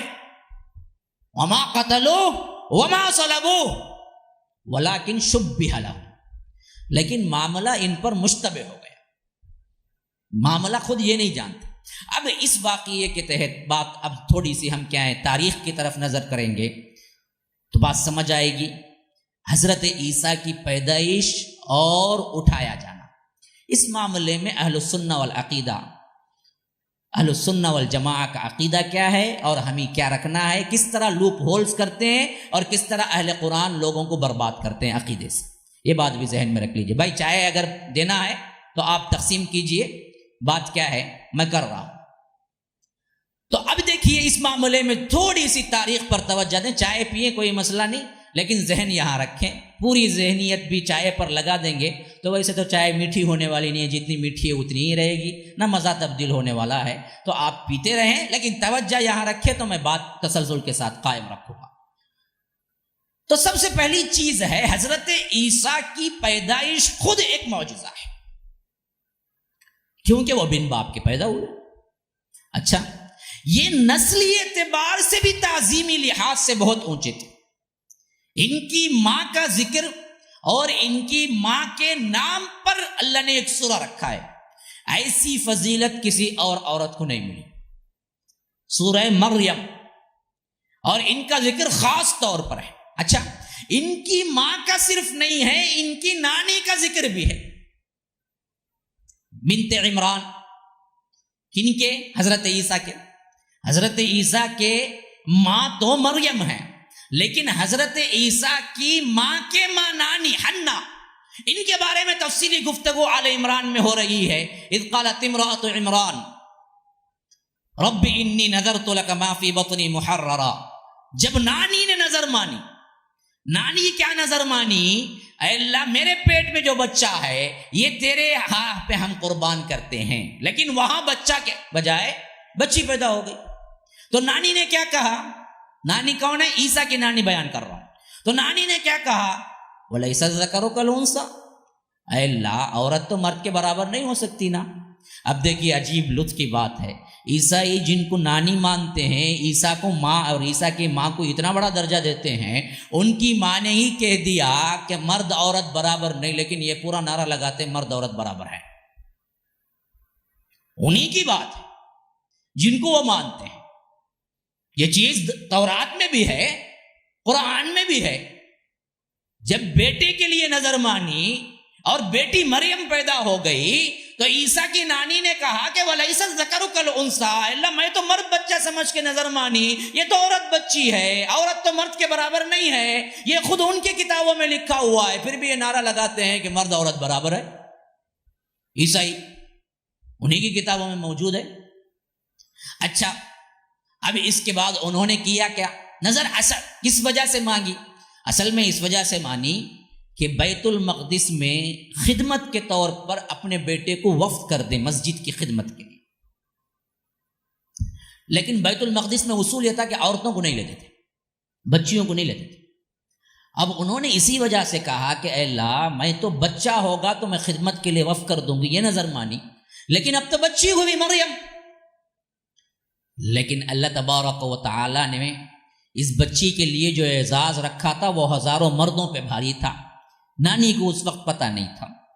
تو بعد میں دراصل کیا ہے، اس بچی کی خصوصیت کے اعتبار سے ان کا زاہدانہ عابدانہ رویہ، ان کا زہد ورع تقوی دیکھ کے مسجد کے اندر بھی انہیں خادم چن لیا گیا. اور ان کے جو چچا تھے زکریا، ایک روایت میں آتا ہے ماموں تھے، ایک روایت میں آتا ہے چچا تھے، اور جو بھی ہوں سگے رشتہ داروں میں تھے، ان کو کفیل بنا دیا گیا کہ تم مریم کی دیکھ بھال کرو. وَكَفَّلَهَا زَكَرِيَّا. پھر عروج اس وقت آیا مریم کا علیہ السلام جب انہوں نے دیکھا، زکریا نے، کلما دخل علیہا زکریا المحراب وجد عندها رزقا. جب بھی وہ جاتے ان کی کھوٹی میں، ان کے کمرے میں عجیب و غریب پھل دیکھتے جو کہ فلسطین کے اندر ہی نہیں ہے وہ پھل. تو انہوں نے پوچھا، قال یا مریم انا لکی ھذا، یہ آتا کہاں سے ہے؟ انہوں نے کہا کہ قالت هو من عند اللہ، یہ اللہ بھیجتا ہے. تو تب معلوم ہوا کہ مریم تو ولایت میں کہیں پہنچی ہوئی ہیں. جب یہ حال معلوم ہوا تو ان کی پوزیشن اور کہیں بڑھ گئی. لوگوں میں معلوم ہو گیا کہ اللہ تبارک و تعالی نے ان پر خصوصی انعام کیا ہے. یہی وہ زمانہ تھا جب ایک مرتبہ وہ باہر نکلی ہوئی تھی کسی حاجت سے کہ حضرت جبرائیل آ گئے اور فتمثل لها بشریہ، آئے بھی ایسے کہ خوبصورت ایک مرد بن کے سامنے آئے. تو مریم کی جو عفت تھی، جو عصمت تھی، جو حیا تھی، یہاں پر نظر آتی ہے کہ ایک عورت کو، ایک مومنہ کو کیسے ہونا چاہیے. اچانک تنہائی کے ماحول میں خوبصورت ترین مرد سامنے آ کے کھڑا ہو گیا. بدکارہ نہیں تھی، یہ حیادار تھی، بے حیا نہیں تھی. انہوں نے کہا اعوذ بالرحمن منک ان کنت تقیہ، اللہ کی پناہ اے شخص، اگر تو اللہ سے ڈرنے والا ہے ذرا سا بھی رک جا، میں بدکارہ نہیں ہوں. انہوں نے کہا کہ دیکھو میں انسان نہیں ہوں، انا رسول ربک، تیرے رب کا رسول بن کے آیا ہوں جبرائیل. کیوں آیا ہوں؟ لأہب لک غلاما زکیہ، کہ تمہیں ایک بہترین غلام، بہترین بچہ. حضرت مریم نے کہا کہ انا یکون لی غلام ولم یمسسنی بشر، ہوگا کہاں سے میرے ہاں بچہ جبکہ مجھے کسی انسان نے چھوا تک نہیں. اللہ اکبر. پاک دامنی اور حیاداری کی انتہا دیکھیے کہ انہوں نے یہ نہیں کہا کہ میں تو شادی ہی نہیں کی، انہوں نے کہا کہ لم یمسسنی بشر، مجھے چھوا بھی نہیں کوئی مرد نے، ایسی پاک زندگی میں نے گزاری. ولم اکو بغیہ، نہ میں بدکارہ ہوں، زناکار ہوں، میرے ہاں بچہ. تو جبرائیل علیہ السلام نے کہا کہ قال کذالک، ایسا ہی ہوگا. قال ربک هو علی ہین، اللہ کے لیے یہ کرنا بہت آسان ہے، وہ تو کن فیکون کا مالک ہے، تمہیں کیوں تعجب ہو رہا ہے؟ بس حمل ٹک گیا. جب بچہ بڑا ہونے لگا، بیت المقدس کے اس کمرے میں رہنا مشکل ہو گیا حضرت مریم کو حیا کی وجہ سے. تو وہ نکل گئی، کہاں پر؟ دور دراز ایک مقام پہ چلی گئی. اللہ تبارک و تعالی سورہ مریم میں وہ پورا قصہ کہتا ہے کہ کس طرح ولادت ہوئی حضرت عیسیٰ کی، کہ وَهُزِّي إِلَيْكِ بِجِذْعِ النَّخْلَةِ تُسَاقِطُ عَلَيْكِ رُطَبًا جَنِيًّا فَكُلِي وَاشْرَبِي وَقَرِّي عَيْنًا فَإِمَّا تَرَيِنَّ مِنَ الْبَشَرِ أَحَدًا فَقُولِي إِنِّي نَذَرْتُ لِلرَّحْمَنِ صَوْمًا فَلَنْ أُكَلِّمَ الْيَوْمَ إِنسِيًّا فَأَتَتْ بِهِ قَوْمَهَا تَحْمِلُهُ قَالُوا يَا مَرْيَمُ لَقَدْ جِئْتِ شَيْئًا فَرِيًّا يَا أُخْتَ هَارُونَ مَا كَانَ أَبُوكِ امْرَأَ سَوْءٍ وَمَا كَانَتْ أُمُّكِ بَغِيًّا فَأَشَارَتْ إِلَيْهِ قالوا كيف نكلم من كان في المهد صبيا قال إني عبد الله آتاني الكتاب وجعلني نبيا وجعلني مباركا أينما كنت وأوصاني بالصلاة والزكاة ما دمت حيا وبرا بوالدتي ولم يكن جبارا شقيا. یہ پوری ایک تقریر ہے جو حضرت عیسیٰ نے کی ہے بعد میں. تو وہ دور مقام پہ چلی گئی. پھر اللہ تبارک و تعالی نے ولادت کے بعد آواز حضرت جبرائیل کے ذریعے بلایا، کہا کہ دیکھو اب تم کمزور ہو. وہ ایک درخت کے نیچے لیٹی ہوئی تھی اور چل رہا ہے دسمبر کا مہینہ. ایسے میں کھجور کہاں سے آئے گی؟ کھجور تو گرمیوں کے مہینے میں آنے والا پھل ہے. لیکن اللہ نے معجزہ پیدا کر دیا. جو وہ خالی کھجور کا درخت تھا جس کے اندر کوئی ایک کھجور نہیں تھا، کہا کہ اس کو ہلاؤ. وہ ہلائے تو پورے تازے تازے کھجور ٹپک پڑے. کہا کہ پھر اس کے بعد بازو میں ہاتھ مارو، وہاں پر ایک چشمہ پیدا کر دیا. تو اللہ نے کہا کہ پانی پیو، یہ کھجور تازے تازے کھاؤ، طاقت حاصل کرو، پھر بچے کو لے کے قوم میں آؤ. انہوں نے کہا کہ اللہ یہ قوم میں آئیں گے تو قوم کیا بولے گی؟ کہا کہ اس کا انتظام تو ہمارا ہے. تو اللہ کہتا ہے کہ جب وہ قوم کے اپنا گود کا بچہ لے کے آئی تو انہوں نے کہا کہ مریم یہ تو نے کیا کر دیا؟ نہ تیرا باپ ایسا تھا، نہ تو خاندان میں اتنی بری ہے، نہ تیرا بھائی ایسا تھا، تو کیوں اتنا برا کام کیا؟ تو انہوں نے کہا کہ دیکھو میرا کوئی بھی مسئلہ نہیں ہے، بچے سے بات کرو. انہوں نے کہا کیف نکلم، بچہ کیسے بات کرے گا؟ ابھی یہ کہہ ہی رہے تھے کہ عیسیٰ بول پڑے انی عبد اللہ، میں اللہ کا بندہ ہوں. لمبی تقریر ہے. پھر اس کے بعد یہ معجزاتی طور پر جب یہ معاملہ بالکل ثابت ہو گیا کہ بنا باپ کے حضرت عیسیٰ آ گئے ہیں، تو پھر اس کے بعد ان کی شان ہی نرالی تھی. اور یہ بنا باپ کے اللہ تبارک و تعالی نے ان کو بنایا. تو اسی وقت حضرت جبرائیل کے ذریعے یہ بات بھی کہہ دیا کہ وَلِنَجْعَلَهُ آیَةً لِلنَّاسِ وَرَحْمَةً مِنَّا، ہم اس کو ایک بہت بڑی نشانی بنائیں گے لوگوں کے لیے. تو معلوم ہو گیا ان کا کاز اس وقت کا پیدا ہونا خود निशानी क़ियामत की भी एक थी, उसी वक्त अल्लाह ने डिक्लेयर कर दिया था, अल्लाह ने डिक्लेयर कर दिया था। अब वो निशानी कब आएगी, इसके बारे में ज़ुख़रुफ़ में 59-61 इन दो आयतों के अंदर अल्लाह तबारक व तआला खास कहता है, जो लोग इनकार करते हैं कि नुज़ूल ईसा का मामला कुरान में नहीं है, वो पक्के झूठे हैं, तो जाहिल हैं। अल्लाह तबारक व तआला ने साफ कहा कि हमने इनको क़ियामत की एक निशानी बनाया, व इन्नहु लइल्मुल लिस्साअ फला तमतरुन्न बिहा, हरगिज़ हरगिज़ शक न करो, ये हजरत ईसा क़ियामत की एक निशानी है। अच्छा, फिर इसके बाद इनकी जिंदगी जब 30 साल की हुई तो अल्लाह ने नबूवत दे दी, और नबूवत और इनकी तबलीग शुरू हुई तो यहूदी पक्के दुश्मन बन गए। अब यहां तक पहुंचा कि कत्ल कर दें, लेकिन पावर भी था, इनके मौजज़ात भी थे, तो उन्होंने हाकिम का सहारा लिया। उस वक्त का जो बनी इसराइल का हाकिम था वो पक्का लफंगा, फवाहिशात का इर्तिकाब करने वाला, जिस तरह आज मुस्लिम बिगड़े हुए मुसलमान है वैसे ही कोई था। तो उन्होंने क्या कर दिया कि इसके कान भरे कि ईसा तुम्हारी हुकूमत के लिए खतरा है, वो अपनी तरफ दावत देता है, कहीं हुकूमत तुम्हारे से छिन न जाए। तो उसने क्या किया कि गिरफ्तार कर लिया, लेकिन जब गिरफ्तार किया इन्हीं के कहने पे किया था, उसको कोई खास दुश्मनी नहीं थी।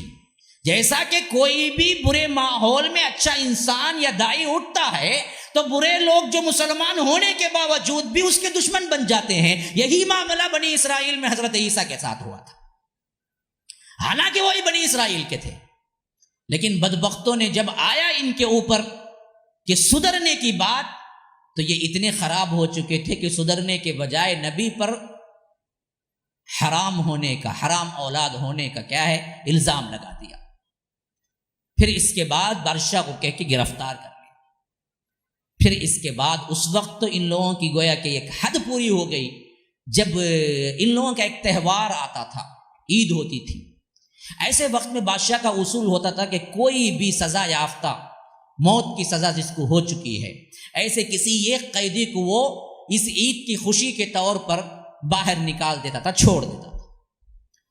जब इसी तरह गिरफ्तार होके थे तो उस वक्त बादशाह इन बदबख्त हवारियों के साथ बैठा हुआ था। उसके जो हवाली मवाली थे बनी इसराइल के मुसलमान, उनसे पूछा कि देखो आज हमारे पास दो कैदी हैं जिनको सजा के लिए मौत की सजा सुनाई गई है, एक ईसा है, एक पूरी बनी इसराइल का बदमाश है, बताओ मैं किसको छोड़ूं? तो ये मुत्तफिका तौर पर मिलके कहे कि बनी इसराइल के बदमाश को छोड़ दो, ईसा को ना छोड़ना।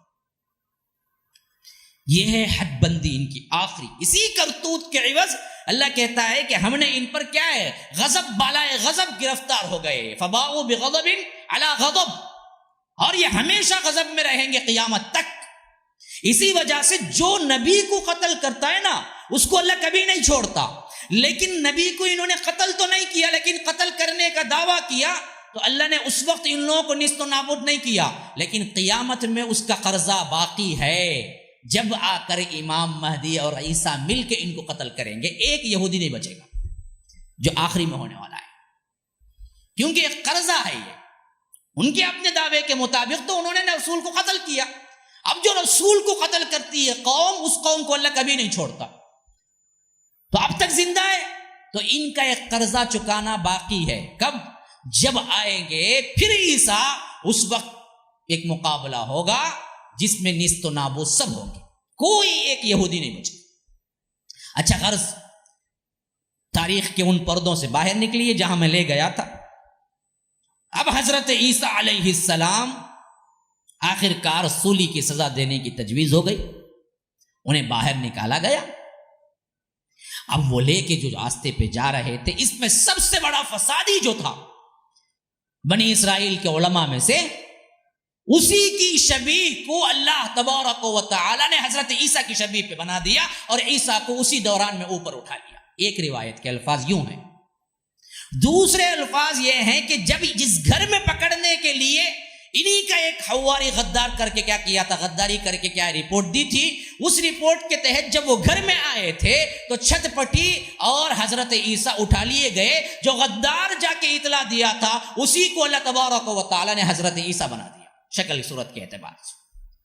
یہ دونوں روایتیں موجود ہیں. غرض جو بھی ہو، اب یہودیوں کو تو پتہ نہیں تھا کہ جو عیسیٰ کی شبیہ ڈالی گئی وہ اصل میں عیسیٰ نہیں ہے. انہوں نے پکڑ لیا. اب وہ بندہ کہتا رہا کہ بھائی میں عیسیٰ نہیں ہوں، میں عیسیٰ نہیں ہوں. تو یہ بدبخت کہنے لگے پتہ ہے تم عیسیٰ نہیں ہو، کیوں کہہ رہے ہو؟ جان سے بچنے کے لیے نا، آج ہم نہیں چھوڑیں گے تمہیں. وہ اصل میں واقعتاً عیسیٰ نہیں تھا، لیکن اللہ نے شکل بنا دی اس کی، حضرت عیسیٰ ہی کی. اب یہ بدبخت اپنے خیال و زعم کے اعتبار سے انہوں نے کیا کیا، اسی عیسیٰ کو سولی دی، جبکہ اصل عیسیٰ تو کئی دن پہلے اللہ تبارک و تعالی نے اٹھا لی. ابھی اسی کو قتل کر کے انہوں نے سمجھ لیا کہ ہم نے قتل کر دیا، اور اسی کو عیسائیوں نے مغالطے میں سمجھ لیا کہ انہوں نے واقعتاً قتل کر دیا. دونوں مغالطے میں، ماننے والے بھی مغالطے میں ہیں، دشمن بھی مغالطے میں ہیں. یہودیوں نے نعرہ لگایا قتل کر دیا، اس نعرے کو عیسائیوں نے مان لیا کہ واقعتاً قتل کر دیا. 3 دن بعد قبر سے اٹھ کے آئے. یہ اور بات ہے، ان کے مسائل ہیں، کبھی گفتگو کرنے کا موقع ملے عقائد میں تو کروں گا. یہ اصل میں ہوا تھا حضرت عیسیٰ کے آنے کے بعد پہلی زندگی کا حصہ. اب اس کے بعد ہوا کیا، اللہ نے ان کو اٹھا لیا اور یہ دوسرے آسمان پہ ہیں. اب اٹھایا کیسے؟ جسم اٹھایا، روح اٹھایا. تو اللہ تبارک و تعالی نے صاف کہا ہے، اذ قال اللہ یا عیسیٰ انی متوفیک ورافعک الی، ہم تمہیں جسم کے ساتھ اپنی طرف اٹھانے والے ہیں. کہہ کے ہی اٹھایا تھا تو پورے جسم کے ساتھ ہی اٹھا لیا.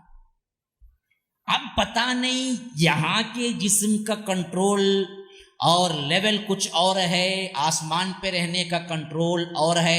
اللہ نے کیسے تبدیل کیا یہ اللہ ہی بہتر جانتا ہے، لیکن ہمارا متفقہ عقیدہ یہی ہے کہ اسی جسم کے ساتھ حضرت عیسیٰ اٹھا لیے گئے اور حضرت عیسیٰ دوسرے آسمان پر ہیں. معراج میں اللہ کے رسول نے ملاقات کی.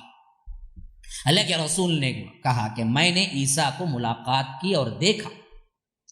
میں نے موسیٰ کو دیکھا معراج کی رات میں، عیسیٰ کو دیکھا اور ابراہیم کو دیکھا علیہم الصلاۃ والسلام. اور تینوں کے بارے میں بتاتا ہوں میں تمہیں. موسیٰ کو دیکھا تو وہ ایک گندم گو آدمی تھے، یعنی ذرا ان کا سانولا بنتا، اتنے گورے نہیں تھے، اونچے تھے. اور اس کے ساتھ ساتھ کہا کہ یہ جاٹ قوم جو ہوتی ہے، زد جاٹ کے آدمی جو لمبے لمبے ہوتے، اس طرح کا میں نے دیکھا.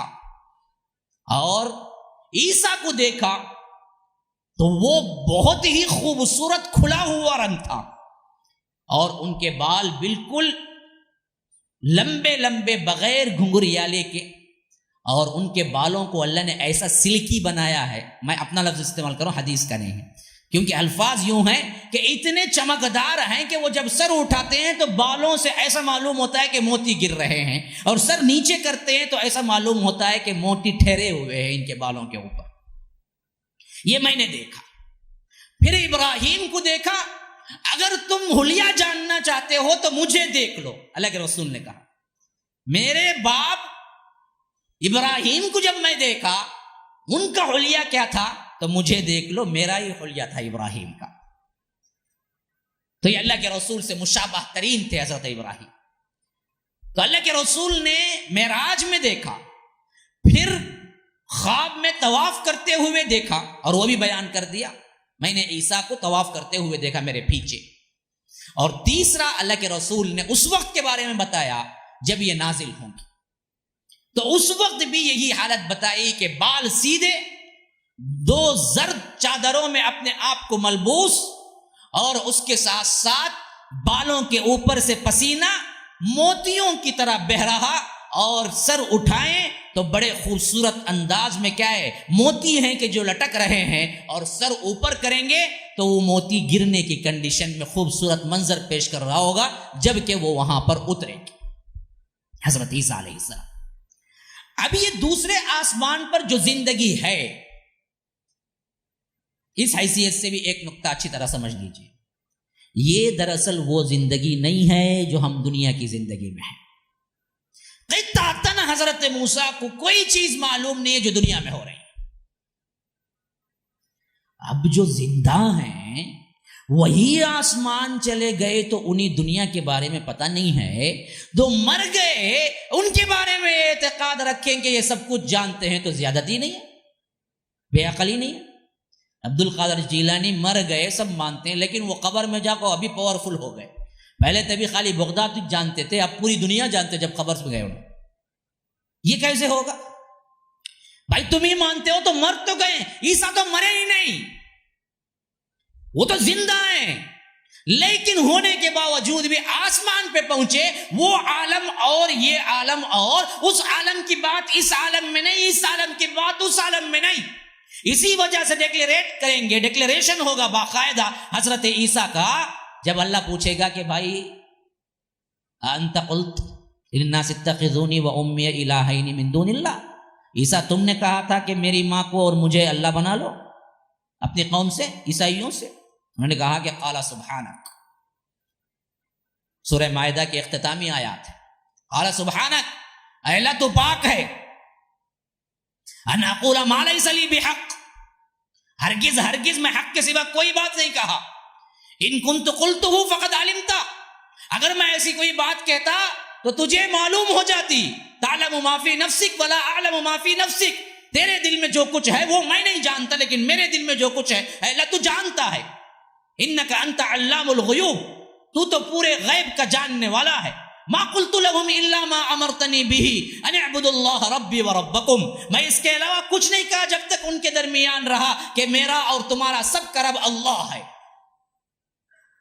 صاف کہہ دیا، جب تک میں رہا اتنا ہی جانتا ہوں، ما قلت لهم الا ما امرتنی به ان اعبدوا اللہ ربی وربکم وکنت علیہم شہیدا ما دمت فیہم، تو بھی گواہ ہے کہ جب تک میں زندگی میں رہا 3 سال، 30 کو پیغمبری ملی، 33 کو اللہ نے اٹھا لیا، 3 سال جب تک میں دنیا میں رہا توحید ہی کا پیغام دیتا رہا، اللہ تجھ کو بھی معلوم ہے، وکنت علیہم شہیدا ما دمت فلما توفیتنی، اللہ تب تو مجھے اٹھا لیا، مجھے معلوم نہیں اس کے بعد یہ لوگ کیا کیا، کنت انت الرقیب علیہم، اس وقت تو ہی نگران ہے، مجھے معلوم نہیں، میرے جانے کے بعد بدبختوں نے مجھے بیٹا بنایا اور کیا الہ بنایا، میرے تصویریں بنائی، چرچ بنایا، پوجا کی، یہ مجھے قطعاً معلوم نہیں۔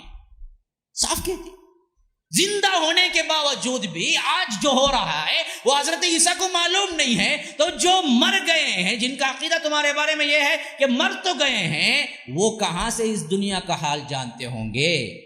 تم کیوں اتنا بڑا شرک کرتے ہو کہ کہتے ہو کہ فلاں چیز ان کو معلوم، کوئی مصیبت آ گئی ان کو پکارو، انہوں برابر کر ڈالیں گے، کیوں؟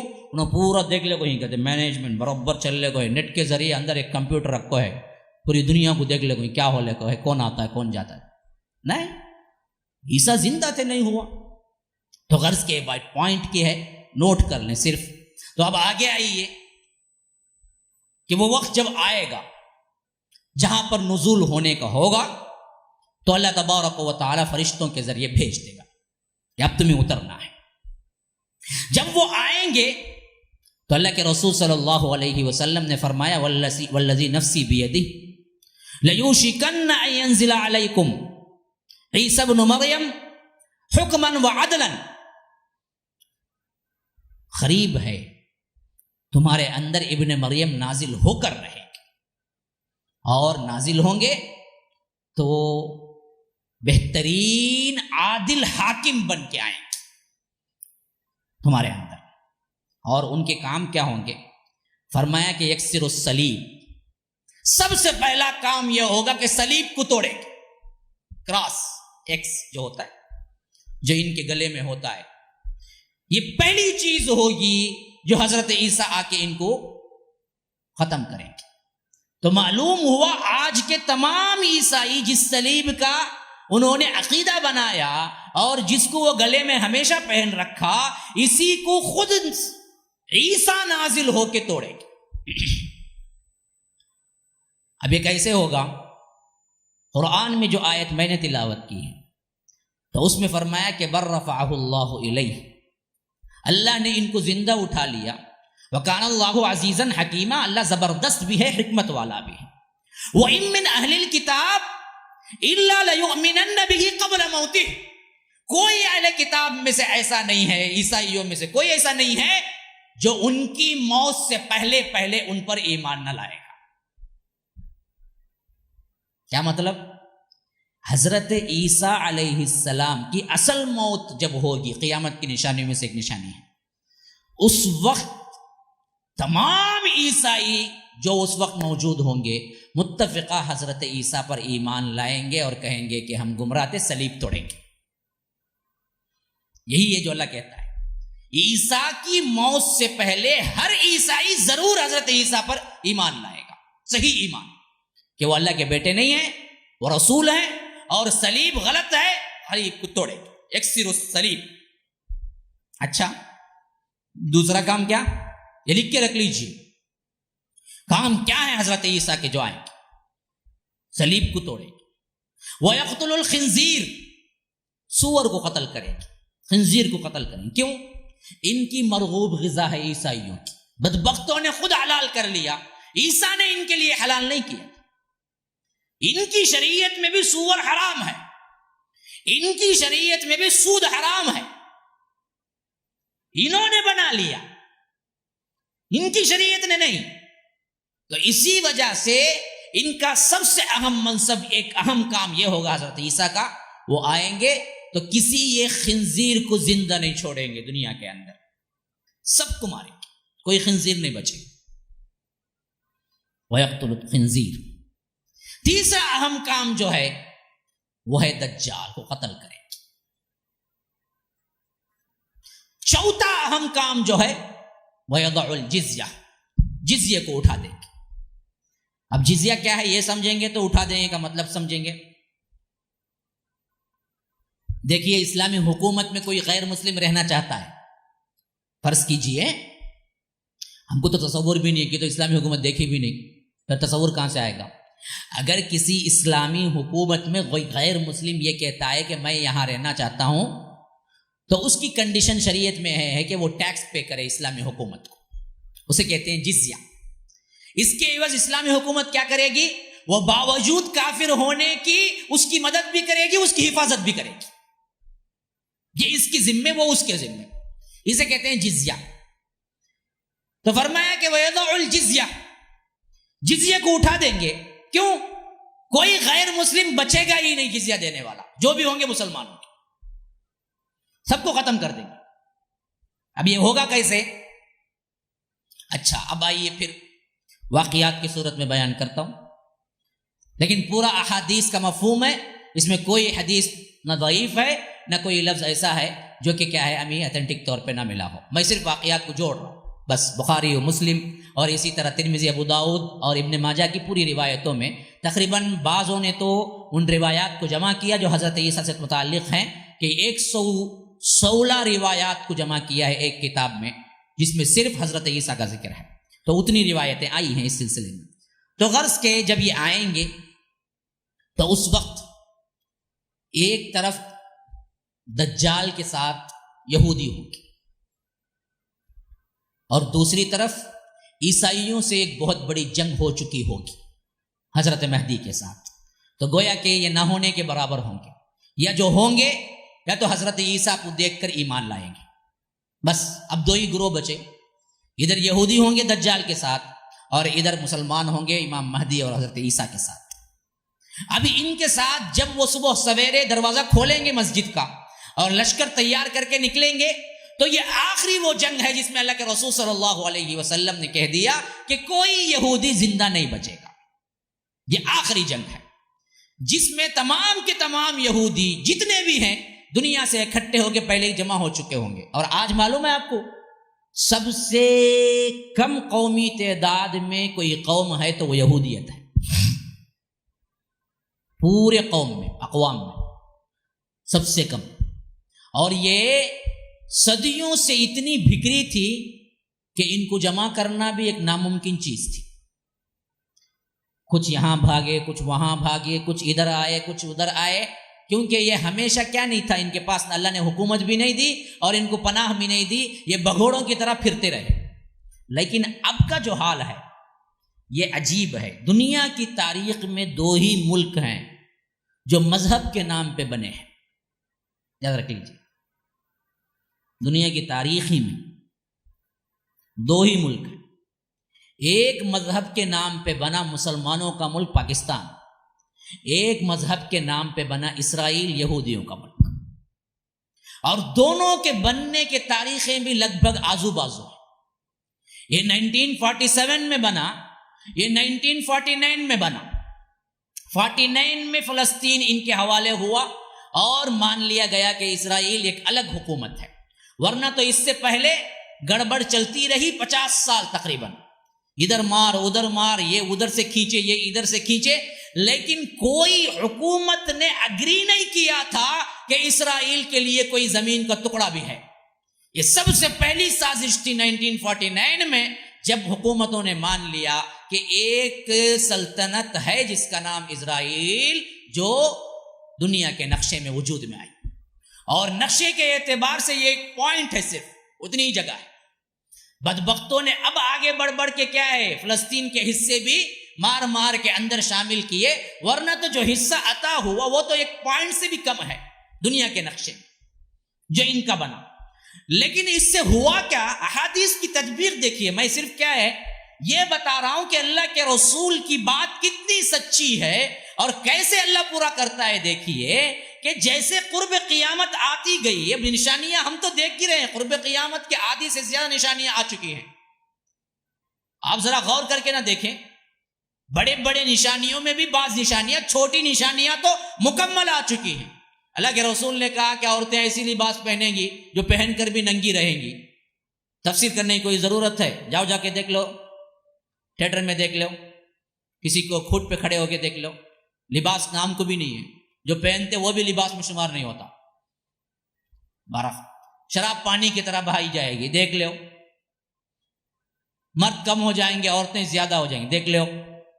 بازار قریب قریب ہو جائیں گے، حتیٰ کہ صرف بازار ہی نظر آئیں گے، دیکھ لو. وہاں یہ کہتے ہیں، انہیں ایکسپریس ایونیو کہتے ہیں، انہیں فونک کہتے ہیں، انہیں وہ بلا کہتے ہیں، انہیں یہ بلا کہتے ہیں. مالاں دیکھ لو، ہر جگہ مال سی مال. 50 سال پہلے دیکھو ایک مال نہیں تھا. ہاں، ہر فیلڈ میں عورتیں ہوں گی، دیکھ لو.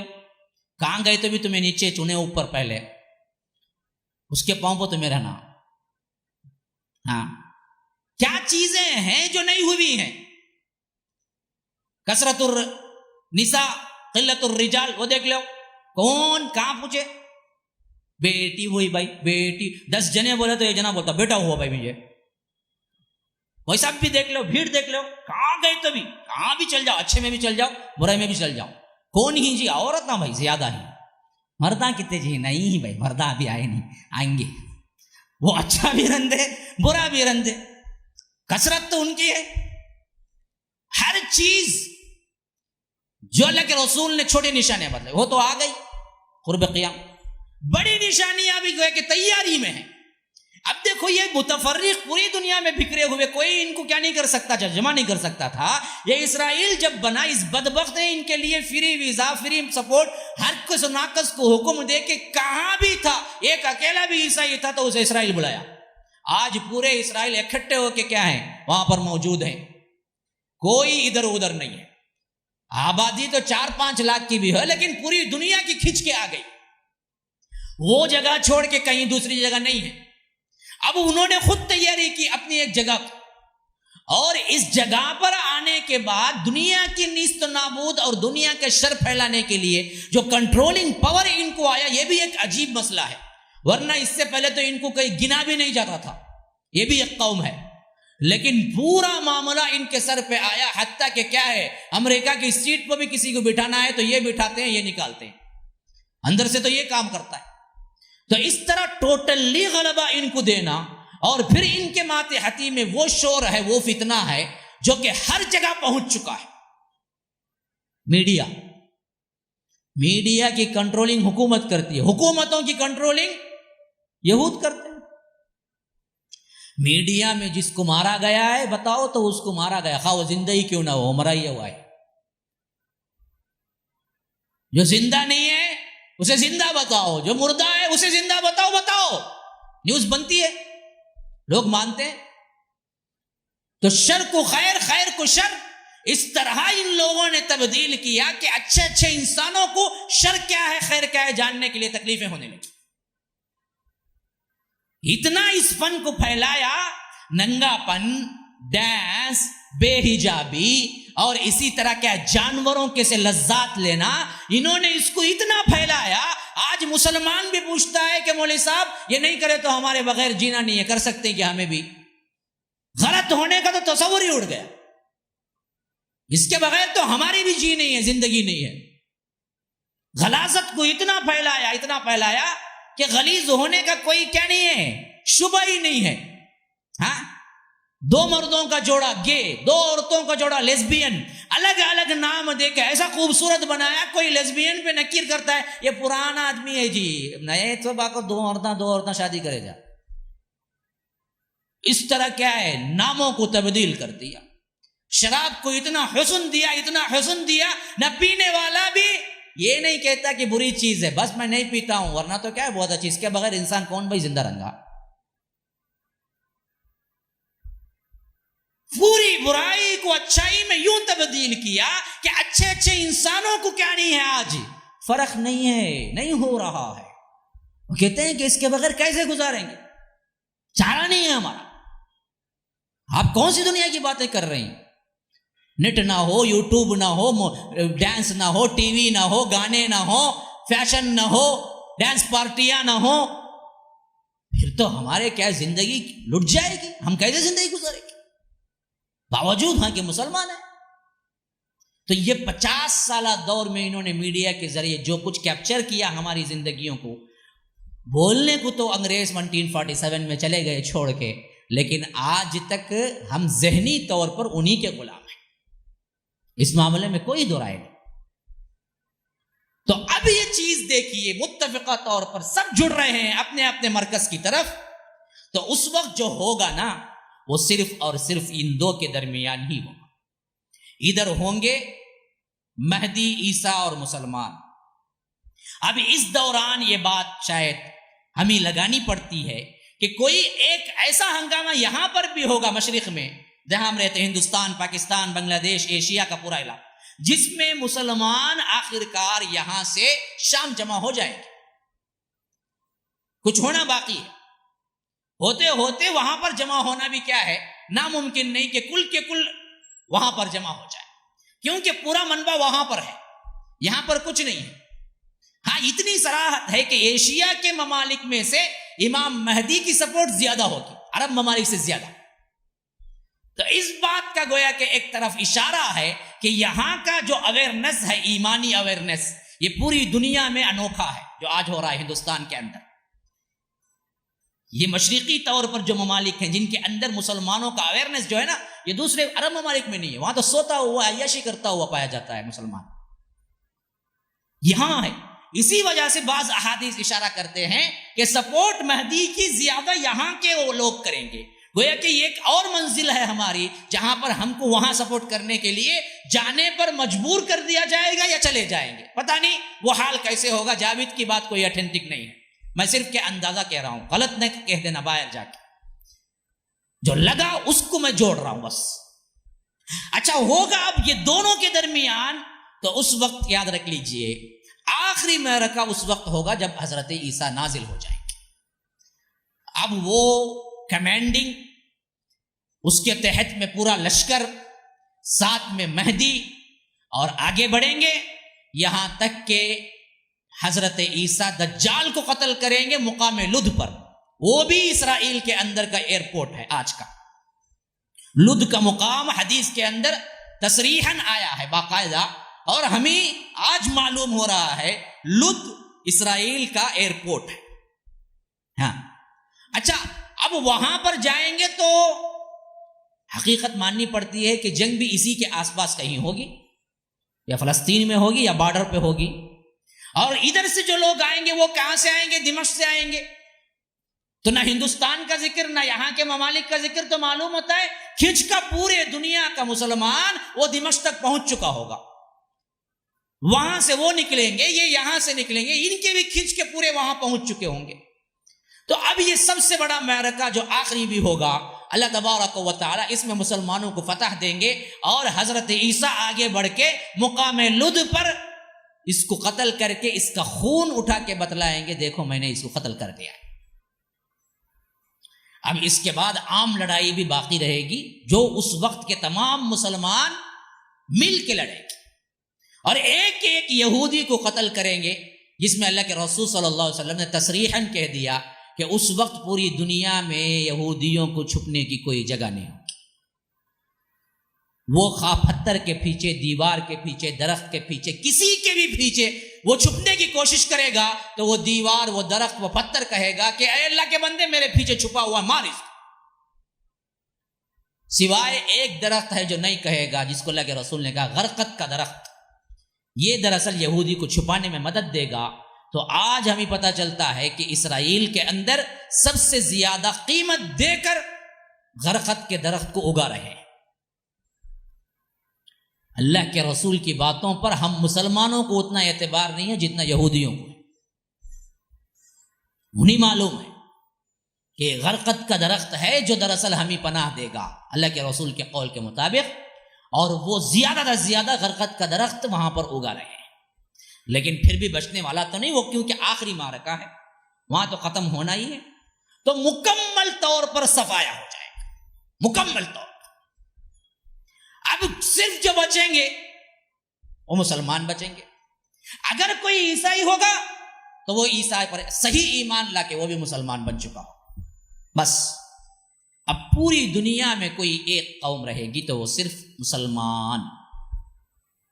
اب اس کے بعد 1 سال گویا کہ اسی میں گزر جائے گا، سمجھیے، ان جنگوں میں حضرت عیسیٰ کے آنے کے بعد، جو کہ حضرت مہدی کا 8واں سال ہوگا، اور اس کے بعد کا آخری 9واں سال، جیسا کہ اللہ کے رسول نے کہا کہ کم سے کم رکھ لو مہدی کا تو وہ 7 سال رہیں گے، یا زیادہ رکھ لو تو 9 سال رہیں گے۔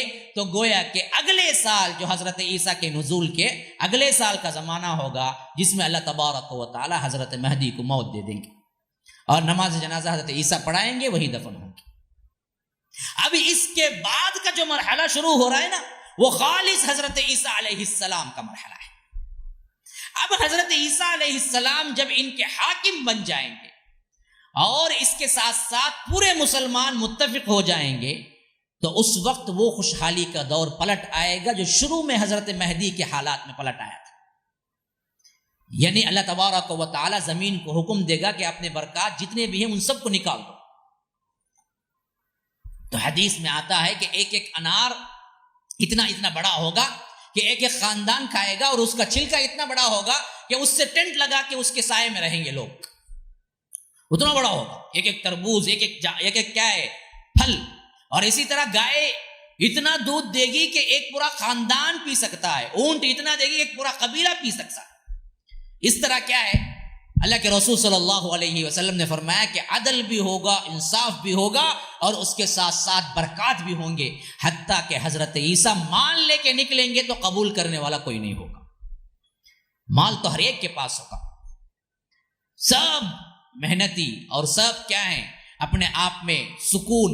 اور یہ بھی فرمایا کہ کوئی 2 انسانوں کے درمیان بھی تھوڑا سا حسد اور کینہ نہیں ہوگا، یعنی ایک جنت کا سا ماحول بن جائے گا، کوئی کسی کا دشمن نہیں۔ اس طرح بن جائے گا کہ حضرت عیسیٰ علیہ السلام جب اپنی حکومت اور مسلمانوں کے درمیان امن قائم کر دیں گے تو کوئی پریشانی نہیں ہوگی۔ تو روایت میں آتا ہے کہ ایک مرتبہ حضرت عیسیٰ علیہ السلام یا تو عمرے کی نیت سے احرام باندھیں گے یا عمرہ اور حج کی نیت سے احرام باندھیں گے۔ تو یہ بات ثابت ہوتی ہے کہ اپنی زندگی میں جب دوبارہ آئیں گے، شریعت اسلامیہ کے مطابق نبی بن کے نہیں، امتی بن کے یا تو عمرہ کریں گے یا تو حج کریں گے۔ مقام روحہ میں اللہ کے رسول نے فرمایا وہاں سے وہ احرام باندھیں گے اور وہ جائیں گے، عمرہ یا حج کریں گے اور زیارت بھی کریں گے، مدینہ بھی جائیں گے۔ پھر اس کے بعد بعض روایتیں اس بات کی بھی شہادت دیتی ہیں کہ اسی زندگی میں یہاں کی جب ریٹرن آئیں گے اس میں شادی بھی کریں گے، اور ایک روایت میں یہ الفاظ ہیں کہ بچے بھی ہوں گے۔ لیکن ان روایتوں میں بہت ہی سند کی کمزوری ہے، اس معاملے میں ایتھنٹک بات ہم کوئی نہیں کہہ سکتے، بس روایتیں یہ بھی آئی ہیں کہ یہاں پر ان کی عمرہ اور حج تو یہ دراصل احادیث سے ثابت ہے. شادی ہوگی، بچے ہوں گے، اس میں صرف ایک روایت ہمیں ملتی ہے جس میں ضعف ہے، ہو سکتا ہے ہو سکتا ہے نہ ہو، لیکن یہ باتیں حضرت عیسیٰ کی زندگی سے متعلقہ ہیں.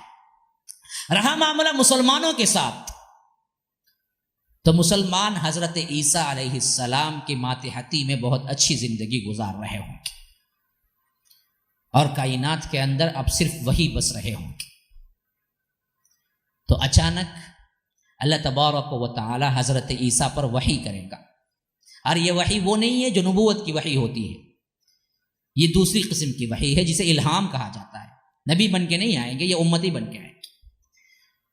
تو اس میں اللہ تعالیٰ کہے گا کہ عیسیٰ اب میں اپنے حساب سے ایک ایسے لشکر کو بھیج رہا ہوں جو کہ تمہارا مقابلہ، تم اس سے مقابلہ کرنے کی سکت نہیں رکھتے. اب وہ لوگ آ رہے ہیں مقابلے کے لیے جس سے مقابلہ کرنے کی تمہاری بھی سکت نہیں ہے. اس وجہ سے تم طور پہاڑ پہ جتنے مسلمان تمہارے ساتھ ہیں ان کو لے کے نکل جاؤ. اب اس سے مقابلہ کوئی نہیں کر سکے گا، یہ یہیں رہیں گے، پھر اللہ تبارک و تعالی ان کو برباد کرے گا تو تب واپس آنا. تو حضرت عیسیٰ اعلان کر دیں گے کہ بھائی جو کچھ بھی ہو وہ سب کے سب جمع ہو جائیں اور طور پہاڑ پہ، کیونکہ اب وہ لشکر آ رہا ہے جس سے مقابلہ کرنے کی کسی میں ہمت نہیں ہے. تو اس کے بعد حضرت عیسیٰ علیہ السلام سب کو لے کے طور پہ پہنچیں گے.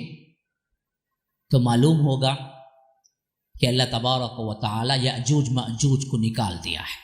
یہی وہ چیز تھی جس کو اللہ تبارک و تعالی کہے گا کہ اس سے مقابلہ کرنے کی کسی کے اندر سکت نہیں ہے، تم لے کے طور پہاڑ پہ چلے جاؤ. اب حال یہ ہوگا مسلمانوں کا اس وقت سب سے زیادہ تنگی میں گزرے گی، کیونکہ نیچے اترنا تو کیا ہے، ممکن نہیں رہا. اب اوپر کیا کچھ لے کے جائیں گے؟ تو اللہ کے رسول صلی اللہ علیہ وسلم نے کہا کہ ایک گائے کے سر کے لیے 100 دینار، 200 دینار دینے کے لیے لوگ تیار ہو جائیں گے، کھانا نہیں ملے گا. دینار کہتے ہیں سونے کے ٹکڑے کو، سونے کے سکے جو ہیں وہ دینار ہیں، چاندی کے ہیں وہ درہم ہیں. تو 100 سونے کے ٹکڑے لے کے پھرے گا کہ کھانے کو کچھ مل جائے، لیکن نہیں ملے گا. بڑی تنگی میں پڑ جائیں گے مسلمان، دعائیں کریں گے، لیکن یہاں یہ بلا ہوگی کہ زمین میں قدم رکھنے کی بھی جگہ نہیں ہوگی. اور اسی عرصے میں مسلمانوں کے درمیان یہ بات اچھی طرح عیاں ہو جائے گی کہ ہم جو کچھ بھی اس زندگی میں کر رہے ہیں یہ اللہ تبارک و تعالیٰ کی دین ہے. وہ چاہے تو تکلیف دے دے، چاہے تو آسانی دے دے، سوائے دعا و مناجات کے اب اس وقت کوئی اور چیز نہیں ہوگی، یہاں تک کہ اللہ تبارک و تعالیٰ پھر دوبارہ وحی کرے گا کہ تمہارا آپشن کھل گیا ہے، تم نیچے اتر سکتے ہو. اب یہ درمیان میں جو کچھ ہوگا وہ ایک لمبا واقعہ ہے. کب چڑھے اور کیسے اترا اور ان وقت واقعات کیا پیش آئے، یہ سب کے سب وہ چیزیں ہیں جو اس کے ساتھ منسلک ہیں، جو میں اگلے ماہ آپ کو بیان کروں گا، بتاؤں گا. لیکن نزول عیسیٰ اور ظہور مہدی کی حیثیت سے دو باتیں اور باقی ہیں، اس کو سن لیجئے. کس طرح وفات ہوگی، کتنے سال رہیں گے، یہ دو چیزیں ہیں حضرت عیسیٰ کے تعلق سے ابھی باقی. اللہ کے رسول صلی اللہ علیہ وسلم نے فرمایا حضرت عیسیٰ اپنے زندگی کے 40 سال پورے کریں گے. بعض روایتوں میں ہے کہ وہ عدل اور قسط کے ساتھ 40 سال حکومت کریں گے. تو معلوم ہوا تقریباً 30 پر نبوت ملی، 33 پر اللہ نے اٹھا لیا، باقی آئے پھر 40 ملی، تو وہی عمر بن گئی جو اللہ کے رسول کی عمر تھی، 60 پر 3 سال. بھائی 33 میں اللہ نے اٹھا لیا، پھر یہاں آئے، دنیا میں رہے 40 سال، تو 33 اور 40 کو ملا لیں تو پورے 60 پر 3 بن جاتے ہیں. یہی 60 پر 3 کی عمر اللہ کے رسول کی بھی ہے، یہی 60 پر 3 کی عمر حضرت ابو بکر کی بھی ہے، یہی 60 پر 3 کی عمر حضرت عمر فاروق کی بھی ہے، یہی 60 پر 3 کی عمر حضرت علی کی بھی ہے، یہی 60 پر 3 کی عمر دراصل کیا ہے، حضرت عیسیٰ کی بھی لگتی ہے. اور اللہ کے رسول نے بھی فرمایا کہ میری امت کی عمر بھی 60 سے 70 سال کے اندر اندر ہے. جی 30 ہے نا؟ ہاں کتنا ہوتا ہے؟ نہیں 30 ہے، 40 ہے نا؟ ہاں 60 پر 3 نہیں ہوتا ہے، 70 پر 3 ہوتا ہے. تو یہ چیز کیا ہے؟ 70 پر 3 بھی کیا ہے؟ وہی چیز ہے جو 60 اور 70 کے درمیان کے مقابلے میں امت کی ہوگی. تو یہ امتی کی حیثیت سے مریں گے، امتی کی حیثیت سے آئیں گے، امتی کی حیثیت سے رہیں گے، امتی کی حیثیت سے حج عمرہ کریں گے. تو اس میں کوئی چیز وہ نہیں ہے جو نبوت کے سلسلے میں ٹکراتی ہو، جو قادیانی بیان کر کے ہمیں بہکاتے ہیں. مقصود اصل میں یہ بیان کرنا تھا. ان کا سب سے بڑا مسئلہ یہ ہے کہ نبی ختم نبوت ہے، تو عیسیٰ علیہ السلام جب آئیں گے تو نبوت ختم نبوت ٹوٹ گئی، تو تب مجھے بھی ایک نبی کیوں نہیں مان لیتے؟ جب وہ آئیں گے تمہارا عقیدہ ہے تو یہ بھی ہو جائے گا، تو کیا غلط ہے؟ بس اللہ نے یہ نہیں کہا کہ رسول نبی نہیں آئیں گے، یہ کہا کہ ان کی اجازت سے آئیں گے، جیسے یہ آئے ویسے میں بھی آؤں گا. تو سب سے پہلی بات سمجھ لینی چاہیے، کسی معاملے میں حضرت عیسیٰ کیا نہیں کریں گے؟ اپنی نبی نبوت کا اور اپنی رسالت کا یا الگ سے کوئی شریعت کا نہ حال میں، نہ چال میں، نہ اعمال میں، یہ ایک امتی کی حیثیت سے زندگی گزارے. دوسری بات وفات کی. بعض احادیث اس بات کی شاہد ہیں کہ اللہ کے رسول صلی اللہ علیہ وسلم نے فرمایا کہ میں عیسیٰ ساتھ میں اٹھیں گے عمر اور ابو بکر کے درمیان سے. تو معلوم ہوا کہ جو روزہ آج ہے، جو قبر مبارک آج ہے، وہیں پر حضرت عیسیٰ کا دفن بھی ہونا باقی ہے. کیونکہ دو طرف دو اصحاب ہیں. بعضوں کی روایت کے مطابق اندر روزے کے اندر قبر شریف یوں ہے، ایک طرف اللہ کے رسول درمیان میں، ادھر ابو بکر ادھر عمر. اب لیکن بعضوں کی دوسرے قول کے مطابق روزے کے اندر اصل میں ایسے نہیں ہے، ایسے ہے. سب سے پہلے اللہ کے رسول کی قبر، اللہ کے رسول کے پیر مبارک کی شروعات کی طرف حضرت ابو بکر کی قبر، حضرت ابو بکر کے اینڈ کی طرف حضرت عمر کی قبر، ایسے ہے روزے کے اندر. تو اب یہ جس طرح ہے تو اس سے معلوم ہوگا اس طرف کی جگہ ابھی خالی ہے. یہ یوں ہے، ایک قبر پھر اس کے بعد دوسری قبر، تو یہاں کی قبر ابھی خالی ہے. یہ جگہ شاید یہی وہ جگہ ہے جو اللہ تبارک و تعالیٰ نے حضرت عیسیٰ کے لیے مخصوص کر کے رکھا ہے.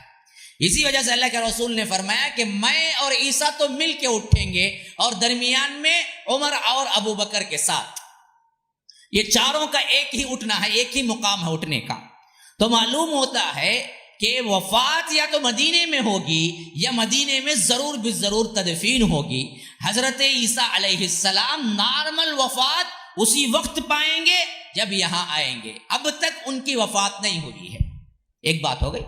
دوسری بات جو سب سے اہم ہے وہ یہ کہ عیسیٰ کے اٹھا لیے جانے کے لیے اللہ نے قرآن میں جب استعمال کیا تو وہاں پر استعمال کیا ہے متوفی کا. ہم تمہیں وفات دے دیں گے. ابھی اس سے بڑا مغالطہ ہوا لوگوں میں، اور یہ قادیانیوں نے بہت ہی اس کے اوپر کیا ہے کام کر کے لوگوں کا ذہن بنایا. ہم بھی انسان جو مرتا ہے نا اسے کیا بولتے ہیں؟ وفات پا گیا بولتے ہیں. ہم بھی مر گئے کو وفات پا گئے ہم بولتے استعمال کرتے. حالانکہ اصل معنی وفات کا مر جانا نہیں ہے، موت نہیں ہے. وفا یوفی کا مطلب ہے پورا پورا اٹھانا، پورا پورا دے دینا. ہاں توفی اجورہم، اللہ تمہارا اجر پورا پورا دے دے گا. پورا دے دینے کو کیا ہے؟ وفا یوفی بولتے ہیں. تو یہاں پر اللہ نے اس قال اللہ یا عیسیٰ انی متوفی کا، اے عیسیٰ ہم تمہیں وفات دے دیں گے، ترجمہ کریں گے تو یہ قادیانیوں کا ترجمہ ہے. یہاں پر ترجمہ ہوگا اے عیسیٰ ہم آپ کو پورا پورا اٹھا لیں گے. تو وفات کا لفظ یہاں پر حقیقی معنوں میں جو استعمال ہوتا ہے ہمارے ہاں وہ نہیں، بلکہ لغوی معنوں میں جو استعمال ہوتا ہے وہ ہے کہ لغت کے اعتبار سے پورا پورا اٹھانا ہے، بس وفات دینا نہیں ہے. وفات بھی اس وجہ سے ہم وفات بولتے کہ تمہارا پورا پورا اللہ تبارک و تعالی روح کو کھینچ لیتا، اس وجہ سے وفات بولتے اسے.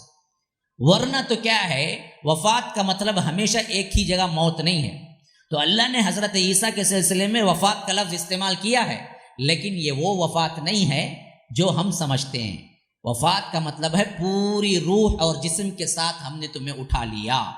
اصل وفات موت دوبارہ آنے پر ہوگی، جہاں پر ان کی شادی بھی ہوگی یا اولاد بھی ہوگی، زندگی گزاریں گے، پھر مدینہ پہنچیں گے تو وہاں اس وقت وفات ہوگی. اور اس وفات کے بعد شاید مسلمانوں کو وہ موقع بھی ملے کہ حضرت عیسیٰ علیہ السلام کی تدفین روزہ اطہر کے اندر اللہ کے رسول صلی اللہ علیہ وسلم کے بازو میں کیا جائے. پھر اس کے بعد اللہ کے رسول صلی اللہ علیہ وسلم کے اس قول کی تصدیق ہو جاتی ہے کہ حشر کے میدان میں عیسیٰ اور محمد صلی اللہ علیہ وسلم علیہ السلام مل کے اٹھیں گے، اور دو طرف دو کناروں سے حضرت ابو بکر اور حضرت عمر رضی اللہ عنہما وہ اٹھیں گے. تو یہ نزول عیسیٰ اور ظہور مہدی کے متعلق ضروری باتیں تھیں جو اعتقاد کے لحاظ سے بھی ضروری ہیں، بھٹکنے کے لحاظ سے بھی ضروری ہیں کہ ان کو یاد رکھنا ہے. اب اس سب کا خلاصہ یاد رکھ لیجئے، 2-3 منٹ میں بول کے میں ختم کرتا ہوں. ان دو پر اتنا تفصیلی مضمون کیوں؟ تو اس میں سب سے پہلی بات ہے، یہ ایمانیات کے جز کے اندر آتے ہیں، جیسے اللہ، رسول، کتاب، آخرت، اس پر ایمان لانا ضروری ہے. اسی طرح ان باتوں پر ایمان لانا ضروری ہے. ایمان اس تک کامل نہیں ہو سکتا جب تک کہ تم کیا نہیں کرتے، علم حاصل نہیں کرتے. ایک چیز کا علم ہی نہیں تو ایمان کہاں سے آئے گا؟ تو یہ نمبر 1. نمبر 2، حضرت عیسیٰ اور مہدی کے سلسلے میں امت نے ہمیشہ غلط فہمیاں پیدا کی اور امت نے گمراہیاں موڑ لی. ہزاروں مہدی آج تک پیدا ہو چکے ہیں. اسی طرح سب سے بڑا فتنہ ہمارے دور کا قادیانی ہے، جس نے حضرت عیسیٰ کا انکار کیا، اور اس میں اہل قرآن شامل ہوئے بعد میں انہوں نے بھی انکار کیا. خود میرے سے کبھی مباحث ہو چکے ہیں ان اہل قرآن لوگوں سے، صاف کہتے ہیں کہ قرآن میں کوئی دلیل ہو تو بتلاؤ کہ نزول عیسیٰ ہوگا. تو میں نے اسی وجہ سے بالدلائل دو طرف کی آیات کو، زخرف 59 to 61 اور اسی طرح سورہ نساء 157-59 بتا دیا کہ جس میں اللہ نے قرآن میں بھی ذکر کیا ہے نزول عیسیٰ کی حیثیت سے. اگر اس کو نہ مانیں گے یا آ کر گمراہ عقیدہ رکھیں گے تو ہم خود ہو کے قادیانیوں کے لیے دروازہ کھولنے کے برابر ہوگا. یاد رکھ لیجیے، کیونکہ ان کی پوری بنیاد اسی پر ٹکی ہوئی ہے. اگر ہم کو یہ عقیدہ ہے کہ عیسیٰ ابھی آئے نہیں، آنے والے ہیں، تو پھر قادیانی کی پوری بنیاد چلے جاتی ہے. یہ عقیدہ وہ اس کا مان لیں گے کہ آ گئے، مر بھی گئے یا نہیں تو آ گئے وہی تھا، کیونکہ اس نے پہلے کہا کہ میں عیسیٰ ہوں، پھر بعد میں نبی ہونے کا دعویٰ کیا. تو یاد رکھیے، ان کو دراصل ہم نے کیا کیا، لوپ ہولز دے دیا. کتاب و سنت سے ہٹنے کی سب سے بڑی وجہ کیا ہوگی؟ یہ بدبخت، جھوٹا، کذاب، لعنت اللہ علیہ، ایسا شخص کو ہم نے نبی ہونے کے لیے دروازے کھولے. کیوں؟ آج جو فتنہ ہے، لگ بھگ اتنا بڑا فتنہ پوری اسلامی تاریخ میں نہیں آیا تھا. پہلے بھی آئے جھوٹے نبی، لیکن ان پر اتنی بڑی جماعت کبھی نہیں آئی، اتنے مسلمان اس کے دھوکے میں نہیں آئے. آج جتنے مسلمان دھوکے میں آئے ہیں، قادیانیوں کا چینل ہے، قادیانیوں کی ٹی وی ہے، قادیانیوں کے مساجد ہیں، قادیانیوں کے لیے دعوت و تبلیغ کے لیے ایسے لٹریچر ہیں. نیٹ میں آپ کو زیادہ تر مسلمان.com یا مسلمان کے الفاظ سے جو ملتے ہیں، اس میں 90% ویب سائٹ قادیانیوں کے ہیں. قرآن کا ترجمہ ہو، حدیث ہوں، کتابیں ہوں، لٹریچر ہوں. اس وجہ سے نیٹ پر پڑھنے والوں کے لیے بھی بڑی تنبیہ ہے کہ کس کا ہے، کس کا ویب سائٹ ہے جو مطالعہ کر رہے ہیں، کیونکہ یہ ایسا زہر ہے جس کو ہمیں میٹھا زہر کہنا ہے، اندر جاتے ہوئے پتہ ہی نہیں چلتا ہے.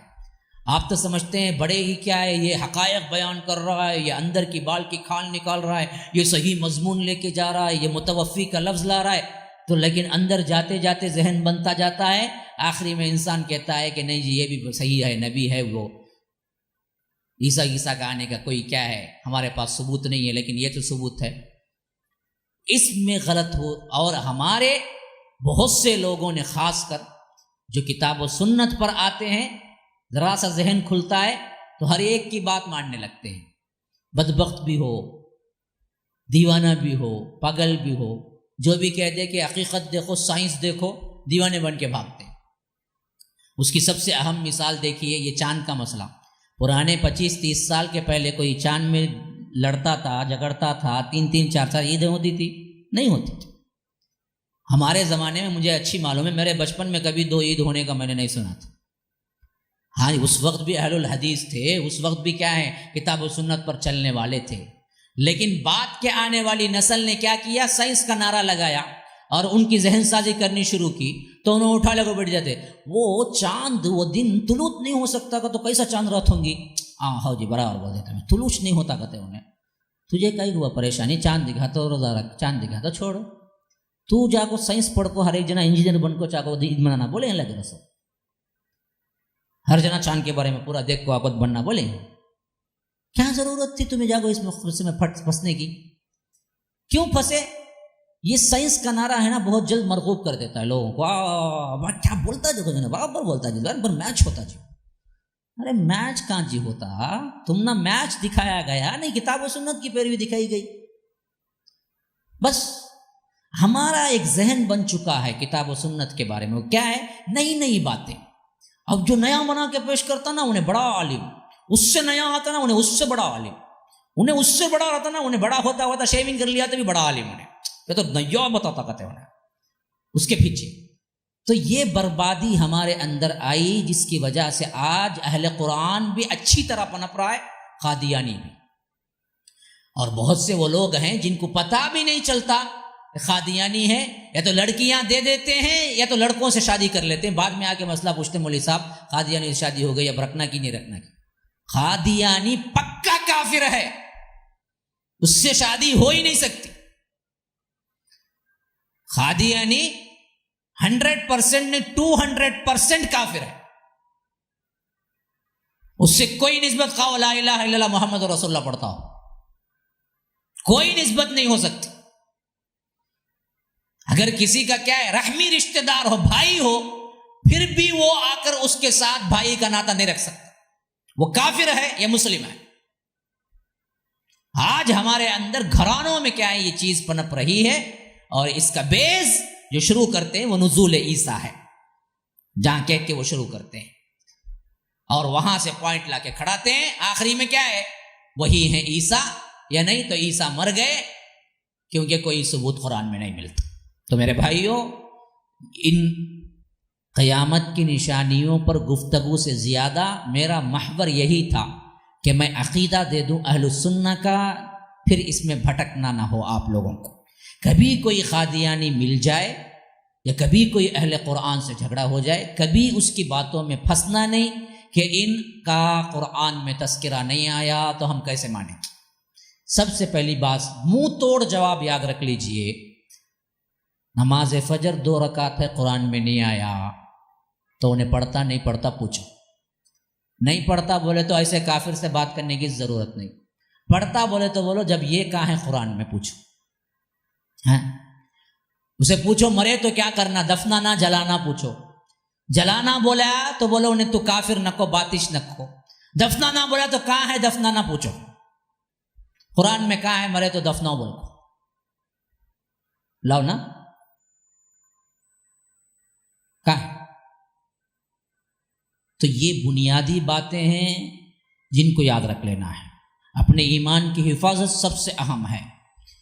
ایمان رہے بس سب کچھ مل گیا، ایمان نہیں ہے تو پھر مسئلہ بہت بڑا خراب ہو گیا، اس کے بعد زندگی مل کے۔ اس طرح ایمان کو خطرے میں مت ڈالیں، ان بدبختوں کے پیچھے مت پڑے جو کیا ہے، سراب بتاتے ہیں، سنہرا خواب بتاتے ہیں، سائنس سے جڑا کے بتلاتے ہیں یا فلاں بات سے جڑا کے بتلاتے ہیں۔ آپ کہیں کہ نہ ہمیں سائنس چاہیے، نہ تمہاری جدت چاہیے، نہ تمہارا جدید پن چاہیے، ہمیں پرانا اسلام ہمیں مبارک ہو، نیا اسلام تمہیں مبارک ہو، تم ماڈرن اسلام پہ جیو، ہمیں کوئی مسئلہ نہیں ہے۔ ہمیں تو کیا ہے، وہی پرانا اسلام چاہیے جو اللہ اور اس کے رسول نے ہمیں دے کے گئے ہیں۔ بات سمجھ میں آئی؟ ہاں، هذا وبالله التوفيق، صلى الله وسلم على نبينا محمد، اسال الله لي ولكم ولسائر المسلمين من كل ذنب فاستغفروه انه هو الغفور الرحيم، سبحانك اللهم وبحمدك، اشهد ان لا اله الا انت، استغفرك واتوب اليك۔